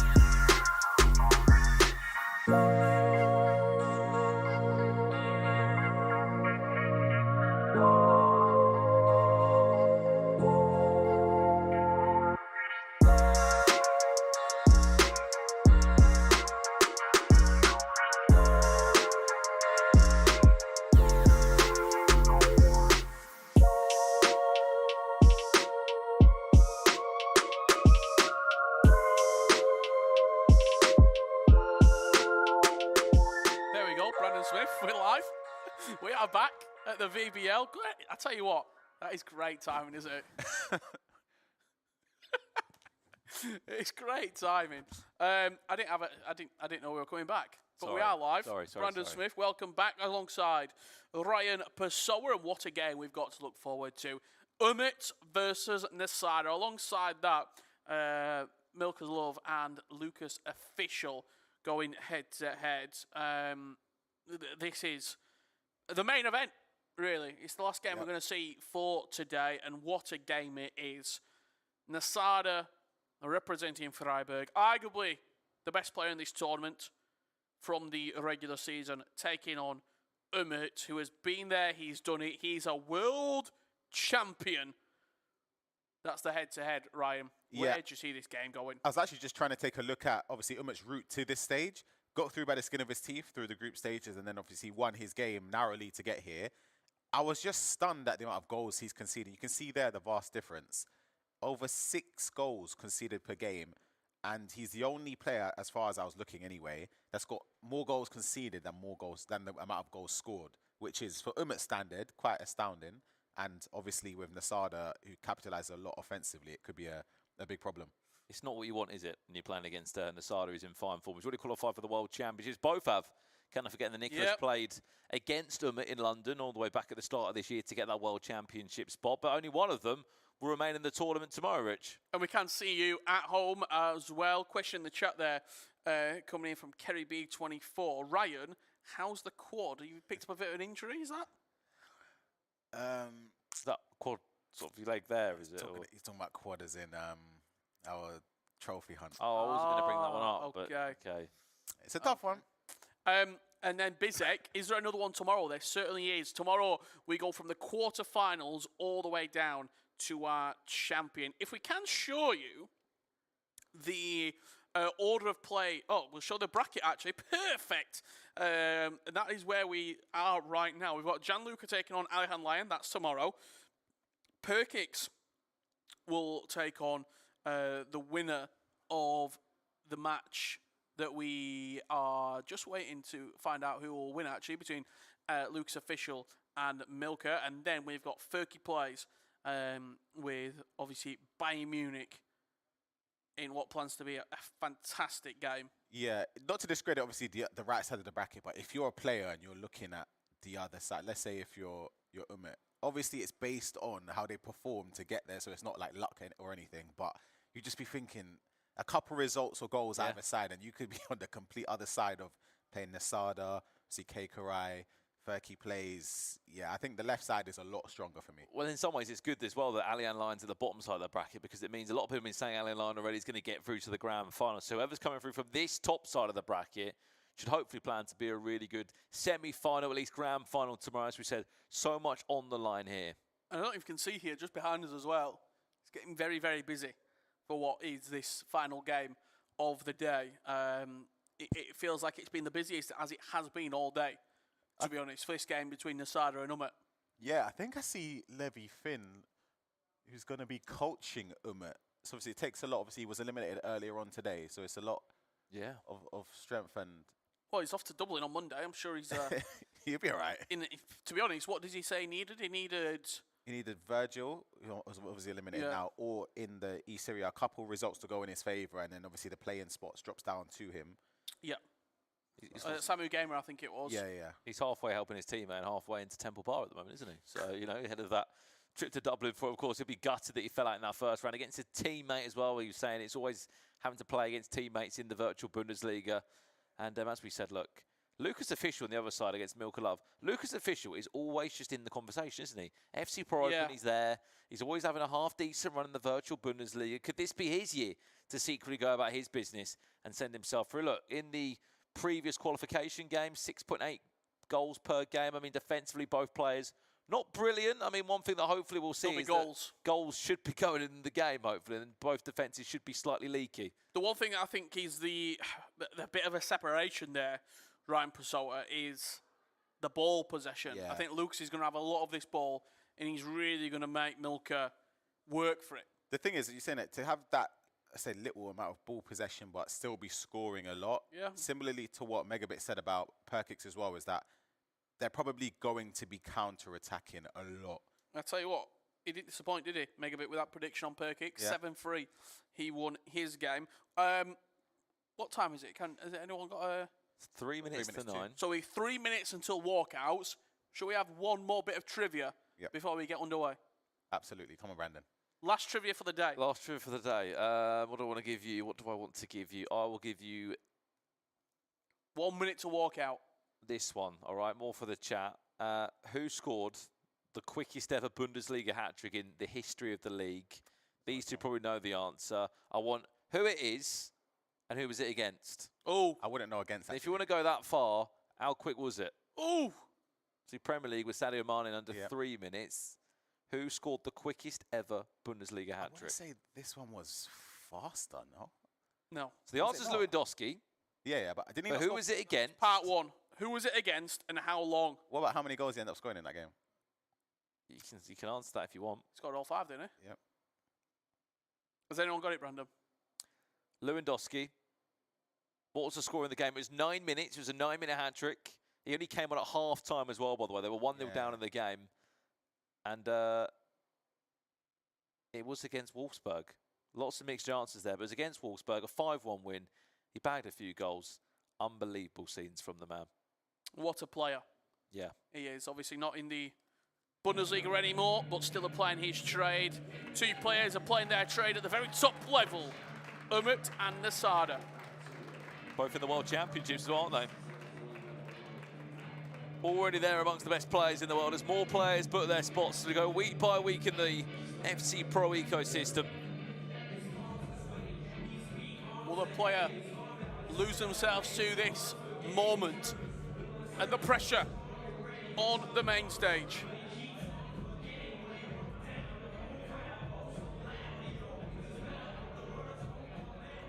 It's a strong walkout. It's a strong walkout.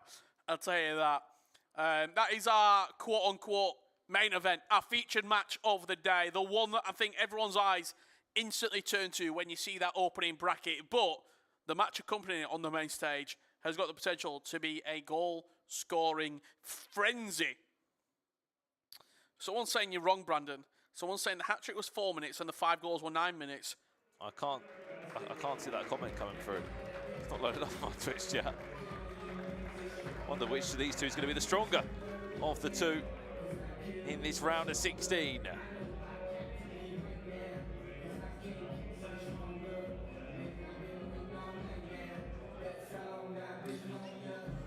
Who will keep their pressure under all of the lights?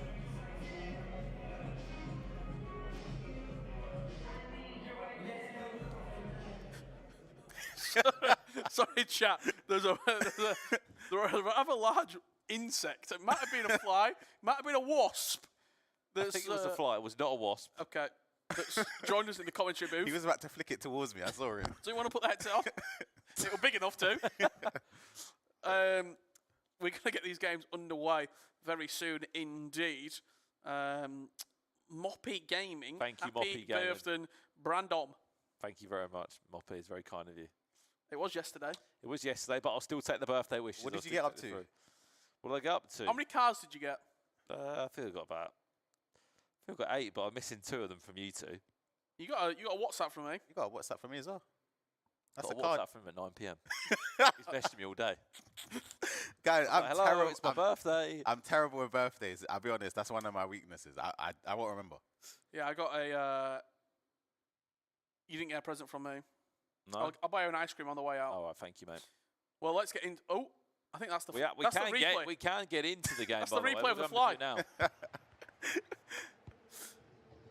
Okay, we're underway.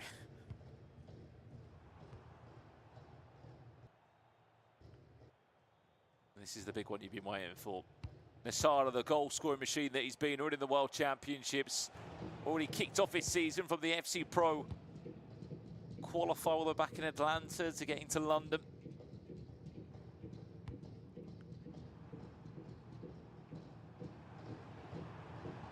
And here's a chance already for Nasara to open up his first goal in this one. Adeyemi!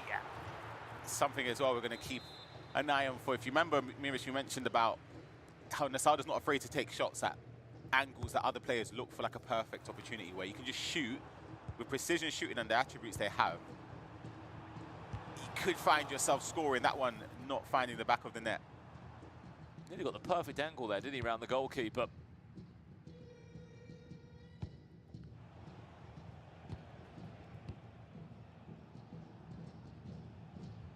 Still no kick-off yet between Lucas and Milkulov. Chance to come back for this!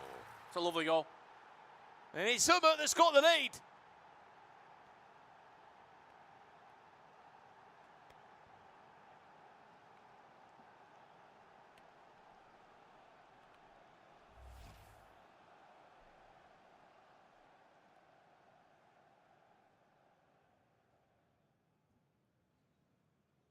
It's a great goal there from Umut. Just a finesse shot that as Umut's been accustomed to over the years, getting that early goal against somebody like Nasada is very, very important as well. Yeah. Suzuki with it. Yeah, I haven't seen too much of him. Something we've not done a lot today, actually. We've not jumped onto the PlayStation and give you a little bit of an insight into some of these items. At half-time, should we do that? And should we do it with the item that just scored with there? Obviously, a player that we've not seen a lot from. Yeah, let's understand why he's in the team. Clearly, therefore, a reason he could be involved in this next goal now for Umut. There's Dennis Undav, who's been given time to go. Could he have gone? Yeah. Low driven. Yeah, he could have gone there. With a different shooting angle, tried to come back for the all-important finesse. And it has allowed Nasada to come straight down the other end. There we go! Dennis Undav closed down one side for Umut. And just like that, Nasada's back down the other side. He's back in the game. And we're all square at 1-1. That pass there, that's that little intricate ball just through the gap. Did he get a little nick on it on the way through? I think it did, yeah. But again, though, it's a moment where it's come straight from Umut. Umut should be 2-0 up. Should be. That low driven. He had to execute the finish. Yeah, but he loves the low drivens. Tell you who else loves the low drivens? Megabit. Should have said that to him, shouldn't I? He knows the low drivens. Well, we've got a kick-off over here as well, by the way. Lucas against Milkulov. Got a pause though, haven't we? It's all right, I'll leave it by the time we get to the pause.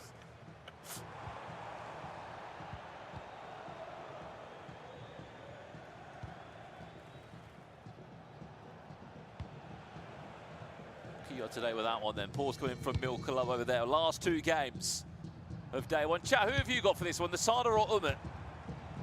Have you all say in the chat? Adeyemi. Still up. Eventually goes into Dennis Undav! 2 goals in 10 minutes. And he's also scored in the other game. He's just so clinical, he's Nasada. In those areas of the box. He is the fox. And it's a lovely finish.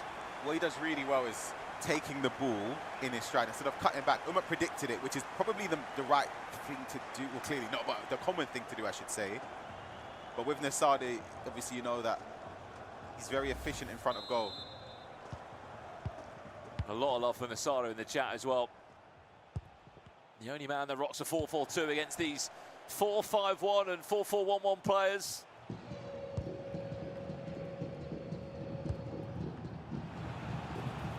There's been another goal. Where's he gone now? It's Dennis Undav again. And it's an equaliser. It's a lovely goal. It's a really, really smart finish. Instant reply. And I believe it is 1-1 in this game. Of course, the winner will be going through to play her kicks tomorrow in the quarter-finals. Interestingly enough, I mean, recently Nassara's just announced that he's going to be representing Morocco. Yeah, it did. He said that he's looking forward to representing Morocco in all upcoming tournaments, and it's an honour to play. Yeah, that means there's 3 Moroccan players already in the World Championships then. Yeah. Uzen. Find Undav. But there's Marwan, Karim is back, and Assad are all in the World Championships and all representing Morocco. Is there any Moroccan fans in the chat? I'm sure there'll be a few of them watching. Well, that's a very clever pass for Silas. 2-2. Someone in the chat there asking, is the Royce SBC worth it? Maybe if we've got time, we can maybe even go through it. If not today, then definitely tomorrow.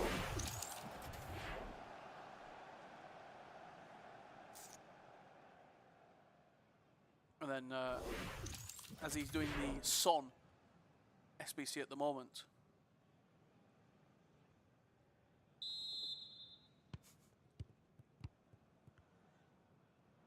Both players fantastic. This game. We love you, Brandon Smith. I think that was the Moroccan fans that are in the chat and they watch him. I think it was. Me and Ryan, not so much, apparently. Let's see. You were over in Morocco, were you? I was. I went to Rabat in Morocco for the MG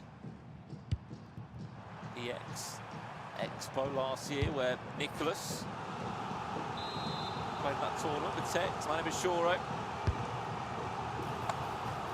Where's that one going to end up? I'll tell you what, I feel like Dennis Undav's the only player that's actually scored a goal in this game.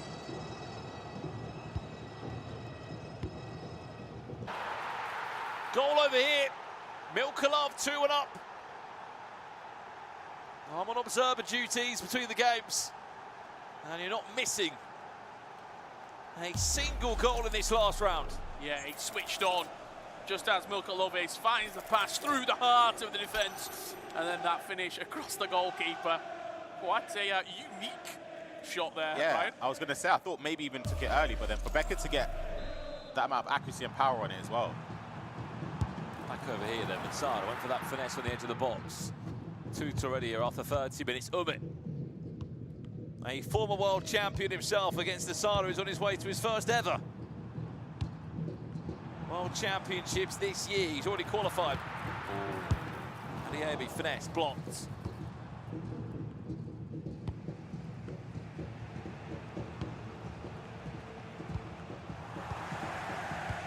Is the Royce SBC worth it if I pack 96 Zidane? Yes, I'm showing off. That's from Mo Salud. We're asking if Johnny is playing. Johnny was playing in the French league this season. Unfortunately, got eliminated as well. No E-Champions League for him or World Championship. There's been another goal in the other game as well. We said there'd be goals, didn't we? And it's Dennis Undav who scored again by the looks of it. First time through ball, through the gap. Travello low driven around the goalkeeper. I think you might be right. We get there eventually. Surprise every time. He's playing the tombola, and Undav is the winner. It's only 19 minutes in that game as well. You can see an attack here from Umit that comes one to of those goals. sort of fairs there. Sorry, Ryan. It's like everyone's getting the same prize though, aren't they? Undav, It's the most common prize that keeps popping out. Got him. what is your favourite fairground game? I think you're probably going to say hook a duck or something. The basketball hoop always is an interesting one. Okay, you're a big fan of that, yeah? I don't think the ball actually goes through the hoop. Ramsower? Really play fairground games like that, to be fair. game. But when you throw the balls in, the horses are racing against each other. Superb game. When you're rolling it up. Being on one or two of those on Blackpool seafront.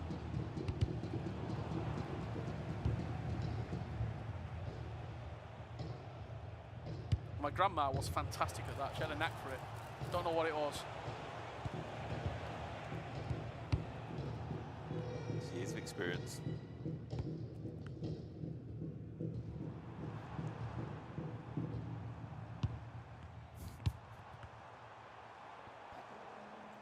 Final 5 minutes away here from half time.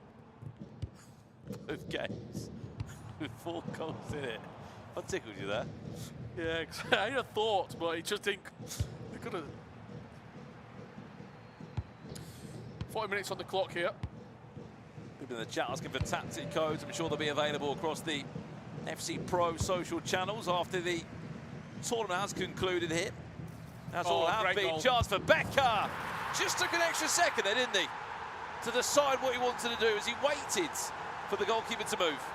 I had no doubt that that was going in the back of the goal. Yeah, that turn as well with Becker is incredible. Just to take it, this touch here, and it just completely sends him. He presses Tackett as well, which is obviously showing he was panicking in that situation. But you can always trust Nasada when he gets into these positions to score.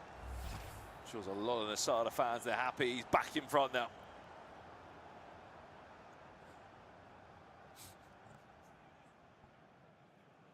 I remember seeing Nasada at the FC Pro Open week 1 when I was there, the first set of games. I just had no doubt that we were going to have a great season. The way that he was playing, the way that he was almost... Some players, especially at the Pro Open, look like they're just happy to be there. He wanted to make a mark. He wanted to make a point. And I think that's continuing all the way through this season. I really do think he could be a world champion this year, Nasada. The way that he plays this game. We heard it from Nicholas Razek. You have to attack. You can't defend to win championships anymore. You have to go on the front foot. Nicholas was scoring an average, what, 8-9 goals last weekend. That's Nicholas 99 FC, the Iceman. You have to be on the front foot, and I really do think the way that he plays Nasada, if he can put it all together as he's doing at the VBL, there's glory to be had this year for him. It's definitely possible. You could say in terms of the skill level, he's in and amongst top 5, I would say, right now. I think for me, he's up there. He's probably just behind Emre, Anders, Nicholas, because he's not had that achievement yet. But there's no reason why this year couldn't be his year. Someone that is flying as well. I believe that's 4-1, if I'm not mistaken, if we haven't missed another goal here. It came from a pass there. Sort of surprised that the defender didn't manage to get ahead of the attacker there. And that is a player that we are going to have a look at when we can. See, it's 4-1. Let's have a look at it now. We're underway in the. We're about to get underway in the second half. This is that player that we were speaking about. Ryan, very quickly, so we don't miss any goals. Why is so many people using this Suzuki item? Playstyle-wise, incredible. You could argue there are 2 playstyles he's missing in terms of ping that this stage of the game is very important. Yeah. And also low-driven is a nice one to have. But everything else, he can play attacking mid, he can play up front. He's got most of the playstyles you'd be looking for, especially for players or people at home. I know Team of the Season is out now, but you'd be hard to find one that's got the amount of playstyle that are as impactful on FC26 that he has. Absolutely. Well, let's get back into the action. There is. I just wanted to highlight it because it's a player that I think unless you are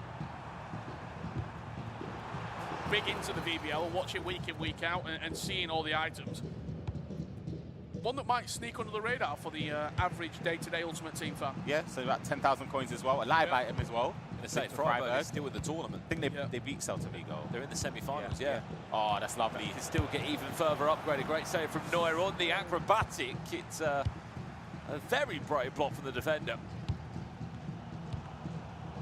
Still 3-2. Nasada is leading here in our final game of the day. In the other game, there was a goal as well, 4-2. Milkolov is leading. He's looking for a fifth. It's a first-time pass. Dennis Undav's onside. And he's just picking apart Lucas. And another goal as well. over to this game. It's 3-3 now between Umut and Nasada, but quickly on Milk Club. I know we've only seen... Those first time through balls are special. He might even be one of the best I've seen in this competition. Like, it's relentless. You can't really... The way he's doing it looks sort of unstoppable. Luke's official, one of those players with the live SBC Showdown upgrade as well, with the potential. I think that was Hack. Yep. Oliver probably done that SBC as well. Yep.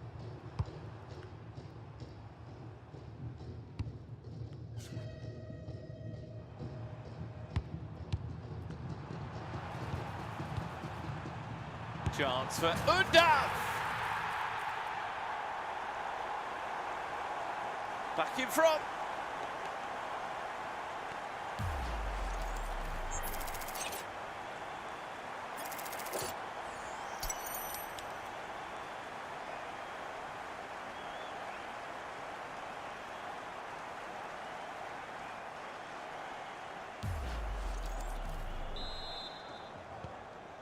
Whilst there was a goal here, there was also another one just before half-time, and it came in favour of Lucas Official. Is now 5-3 down. 8 goals in this first half. Last attack will fall in favour of Milkalov here. How many minutes added on? 2 minutes. We'll see this out before we jump back over to the main featured game.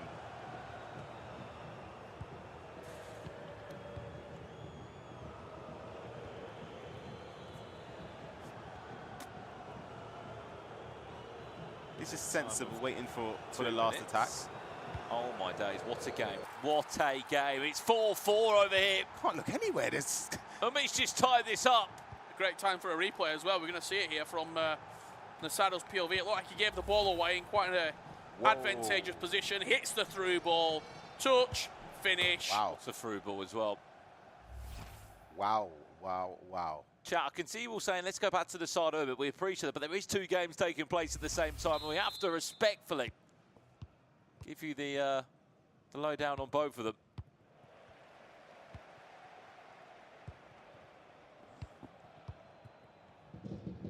Keep in mind the winner of this game tomorrow will play 30 plays in the quarterfinals. That's a great game More as well. importantly, the winner of it goes to the E-Champions League. Final 30 minutes in this one. Great step. Nasada or Umut? So aggressive at going forward, isn't it, Nasada? Nasada! Yeah. As soon as you can win the ball high up the pitch like that, it just puts you, instead of defending and winning the ball in your own box, you're winning it 30 yards from goal, where you only need to hit 2 or 3 passes to have a chance at goal, Ryan. Yeah, and it's perfectly done there. Again, I mentioned the step being so important. You emphasised on it as well. The moment you win the ball back in that position, you can see he pings it to the striker there.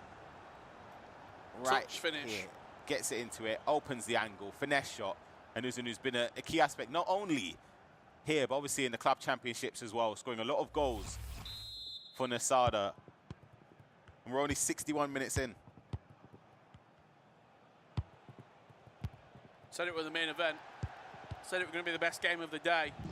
But still at this point as well, we've had 9 goals. The amount of times Umut's bounced back, it just does not surprise me. This will have a 5-5 and then a 6-6. It's not disappointing, is it? Be interested to see if there's going to be a moment when Nasada takes a 2-goal lead at least, because it's just been back and forth, back and forth. It's a shame that one of these two are going to have to leave the competition today. How good would it be if they're both in the final 8 tomorrow? Back to Umut now, who is just on a great job, just delaying that.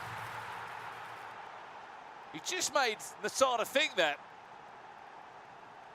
And the timing of the pass then is exquisite from Umut. Just waits and waits and waits. Then he plays it when Nasada was about to bite and try and win the ball. Right here. He just made him guess, like, when's he going to pass the ball? Who's he going to pass it to? Press tackle, but it was a little bit too late. I think he went behind Mateus by accident instead of trying to... I don't know if the body got in front of him, so he wasn't able to just run and intercept that passing lane. But we are tied again, 5-5.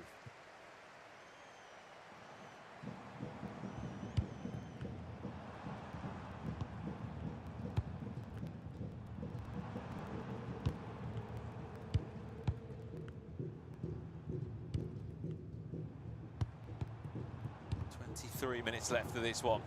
By the way, this other game's getting quite tight as well, just off camera. Oh, wow. Lucas has pulled a goal back there. He's 5-2 down, though it's 5-4.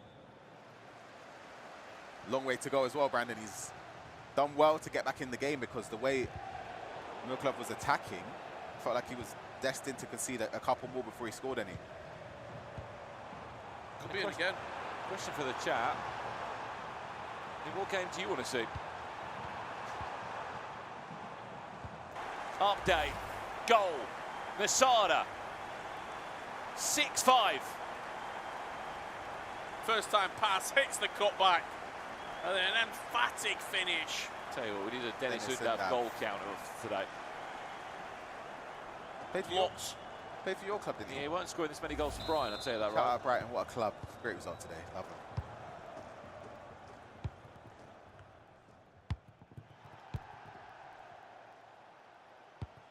The Seagulls. I have to say the Seagulls in Hamburg, ginormous. Saw one on my walk over As the big as the Swans, or? close. Maybe get confused if you're not familiar. Tell you what, it's been an equaliser in the other game. Unbelievable scenes. We'll go there in a minute after this attack has been played out. Masada. Looking for goal number 7. It's good defending there from Wimbledon. Watch that runner at the bottom of the pitch. He's hit that through ball a few times. On the first time, great step. Now look at Adiemi. 5-5 in that game, by the way. Lucas against Milka Love now. That one is still got a good 30 minutes or so left in it as well.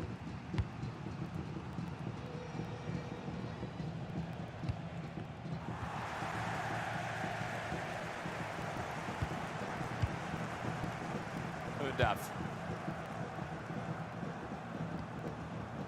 Using into Mateus now. Where's that key pass? Is he going to be able to get round the defender? No. It's good defending that from him. Yeah, very. Both players have been defending very, very well in these last 10 minutes or so. But, oh, I jinxed it. Look at the gap. There's a decision to be made now from him. Does he play or delay? What's happened there? I think he's caught in two minds, maybe. I don't really know what happened. He just had to 50-50 it, didn't he? Nasada defensively as well. Oh, he's fired that back to his goalkeeper's feet. I feel like the attack there is very intelligent. I know it didn't work out, but the fact he carried on running, thinking Umut would step. 10 minutes left to play. This is only a round of 16 matchup. It's off. Pause coming in. What's happening under the game, Brandon? We've got anything? It's just been I think a small pause between the two of them, just rejoining the lobby again. It was 5-5 last time we saw it. As you can see, they're just inviting each other back on the game codes here. Everything paused at the moment. We've got a pause between Umut and Nasada, with changes being made. And on the right-hand side of your screen, you can see the game about to get back underway. Something make you laugh there, Ryan, in the chat? No, the chat, they're funny. They are funny.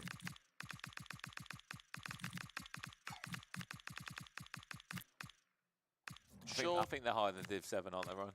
Well, while we've got this pause, should we go back to Suzuki. because we sort of came through it quite quickly. Let's have a look at this item. I mean, obviously, the play style's there. What makes it? Where would you actually play this item, Ryan? Because you play cam or striker. He's got all the potential to be a great striker, I've got to say. I would say up front, just because in attacking mid, I'd love to have pinged at this stage of the game. Yep. I think it's very important just to be able to zip that to the striker. Again, I mentioned about him not having low driven, but for those that obviously were playing during the Foot Birthday promo, you're able to create your own player and give them the play styles. You could argue, base play style wise, because he's got 9 of them, you swap a couple, I'd say you probably swap, dead ball or long ball for pinged, and you've pretty much got the perfect silver play styles that you'd want from someone. Well, Suzuki, a player, if you have got a position that needs filling, whether it's cam or striker. Discard price as well. Try him out, certainly. We're back underway. Don't like him. Discard him. Put him in SPCL, get rid of it. Let us know as well tomorrow. We will be doing more of that, going on the console and showing you some in-depth Analysis of the players. That one tipped around the post for a corner. 82 minutes in this game. 62 minutes in the other tie here. Who is going through to the quarterfinals tomorrow? As it stands, it will be Nasada. Tillman. Adeyemi! Undav! How's that not got in? Wow. Neuer just about does enough to power it out for a corner. Oh, sorry, Moss. Did I say low driven? I meant to say no game changer if I was saying low driven. My bad. Oh, it's a nice pass out of the back. Well, that might have been a little bit of a dangerous one.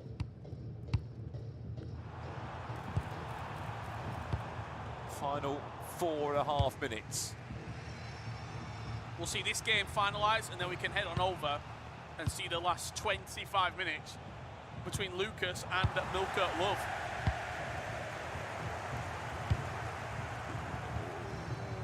Thought he was going to play that pass, and he still can. Great step there from Umut. There's a goal in this game from Umut. Have to track Sense it. You have to track it. Is this the moment to tie up the game for him? Becker! Corner. The level of attacking from both players with the player locks and the creative runs, elite here. There's so much going on that you might not see at first watch.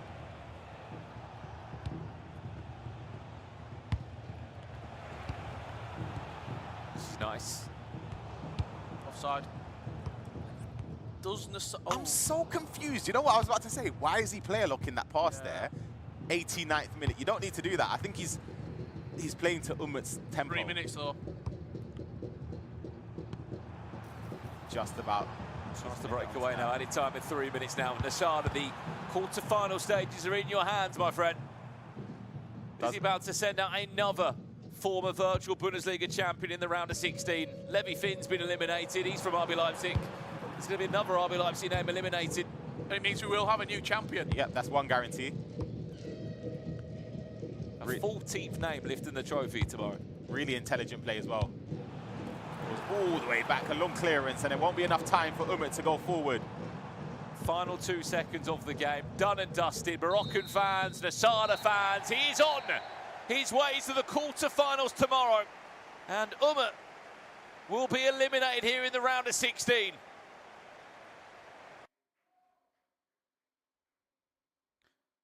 He's going to be at the FC Pro World Championship, so obviously disappointed now, but still has plenty left to play for during this season. That man is the favourite to win this VBL title. I'll tell you what, everybody's behind him in the building here in Hamburg and online. You can see all the support coming through from moments of this game now. It was 5-5 after a restart in the 60th minute, and already in 8 minutes, Ryan, Milka Love has just bagged another 2 goals. Yeah, it's starting to restore his cushion in this game. Still 20 minutes left to be played, so you can't count out Lucas Official from getting back into this game a second time round. It's Katic with a clutch interception.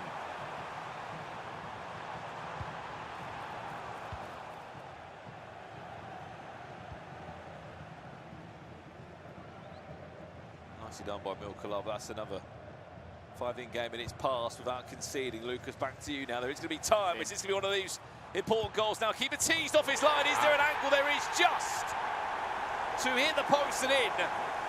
7-6. Fair play to go for that ball roll finesse shot to the near post there. I thought he was going to go for a chip or maybe even a different type of shot. Got to be impressed by what we've seen in this matchup by Milka Love. I mean, a name that wasn't at the tip of the tongue before we kicked off today, but he's been very impressive from what we've seen from him. It's been very, very good. Someone's asking a question about the Fabio Silva live item. There is only one player out of those 4 players that are still remaining. See Lukeba of Leipzig, represented by Alihan Line. That is the only one that will be getting or can potentially get further upgrades. Everyone else lost. Milka Love representing Holstein Kiel. I stand corrected, sorry. I keep thinking that this game's done. It's not done yet. Hack is still actually in the race here with Lucas Official. It could be going extra time and penalties. Yep.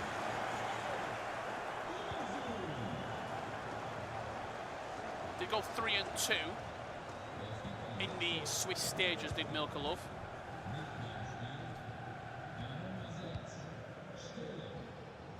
was actually the reason why Danilo didn't qualify. Yeah. Stopped the Dortmund player in the last round. 6 goals to 5 win. Could be stopping another big German name from getting through to the quarter-finals tomorrow. I would love, I mean, I don't know if it is possible, ahead of like World Championships, E-Champions League, I mean, all the games and all the goals from the different leagues from across the world. What's the average amount of goals you think we see in a 9-minute game of FC? Because I probably think it's 10, 11 goals. With the high-scoring games we see. I mean, today, just some of the results. 6-4, 6-4. We saw a 3-2, which was an anomaly. 7-5, 6-5, 6-5. And we've got a 6-7 here. What average all leagues combined? Yeah. I think Rich has certainly got a point. 10 plus would be quite a strong average.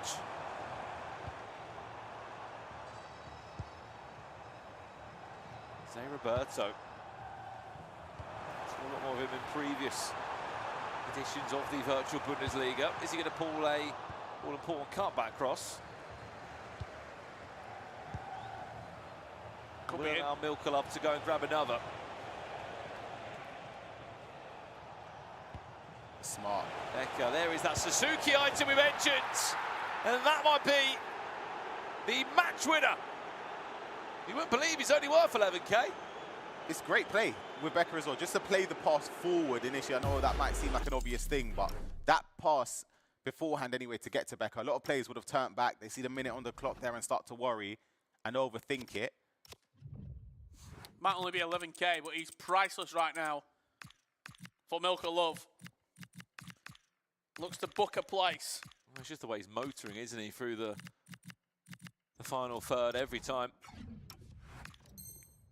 Brilliant value for money. 8-6. Certainly does love him. Milker.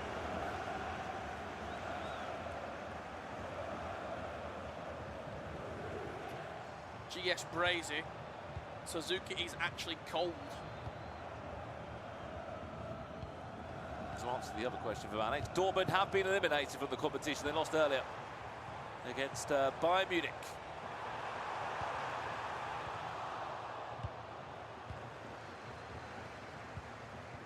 We return back here tomorrow. 8 players remain. 4 will go to the Champions League, 2 will go to the World Championships, and 1 will lift the trophy here. There's Becker on the finesse. We'll see him tomorrow in the quarter-finals. And I'll be honest, out of all the quarter-finals that are in front of him, he might just fancy that game, Richard. Yeah, absolutely. I think he's got nothing to be afraid of as he addresses this tournament and looks it forward. Think of an E-Champions League spot as well. That's a massive, massive game tomorrow. One of those 2 players is going to the E-Champions League. Yep. Perkins or Milkelov. Milkelov's been very impressive in this game. Like, I know we only saw glimpses from the highlights or the replay, sorry. Those first time through balls were devastating. Perkins on 7-3 though. Yeah, it's not against Sean and Ludobu. I've been impressed by both. Goals. Yeah, I've been impressed by both players. That game has goals, I can tell you that. What a day we've had today. Would you say we've had shocks today, or have a lot of the results gone the way that you expected? I would say, I'm trying to think what the biggest shock would be. I don't even think I it's... think there's really been No, I a don't shock, think hasn't there's there? been a Virgil eliminated? Or Yeah, him and maybe Keke out of Rai? that. Then Maybe the only player. yeah, Keke Rai winning that doesn't surprise me though. It's not as in, I'm not like shocked by that result. I think that could have gone either way. This one?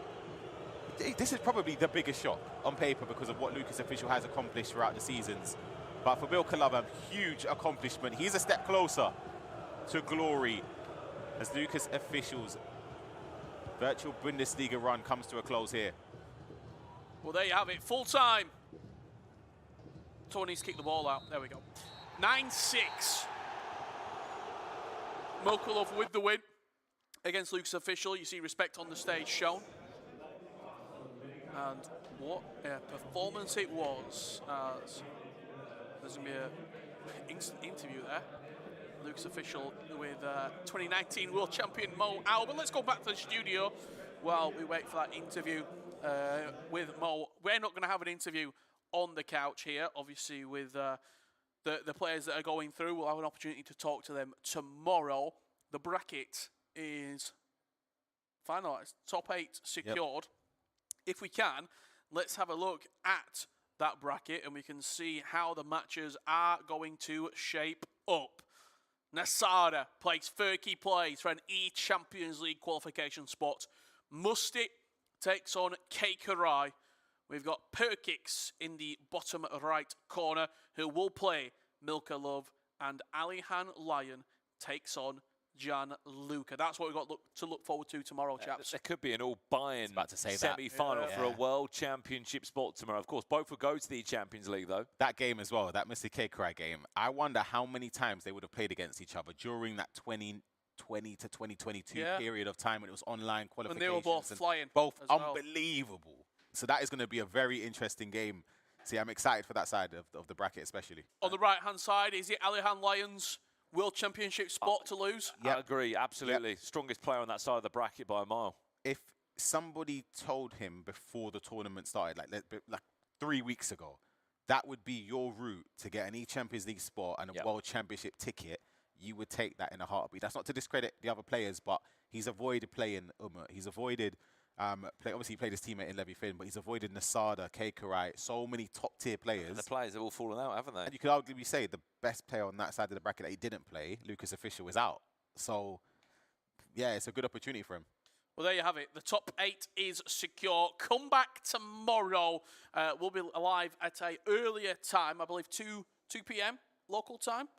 We will be live. There you go. 2:35 local time, Central Eastern Summertime, I think that is. You can work that out for your location at home. We will be back and we will be crowning our VBL 2026 champion. Alongside that, World Championship spots will be given out and E-Champions League qualification. Do not miss it. Tomorrow is going to be insane. We've got a new VBL champion to be crowned. See you tomorrow.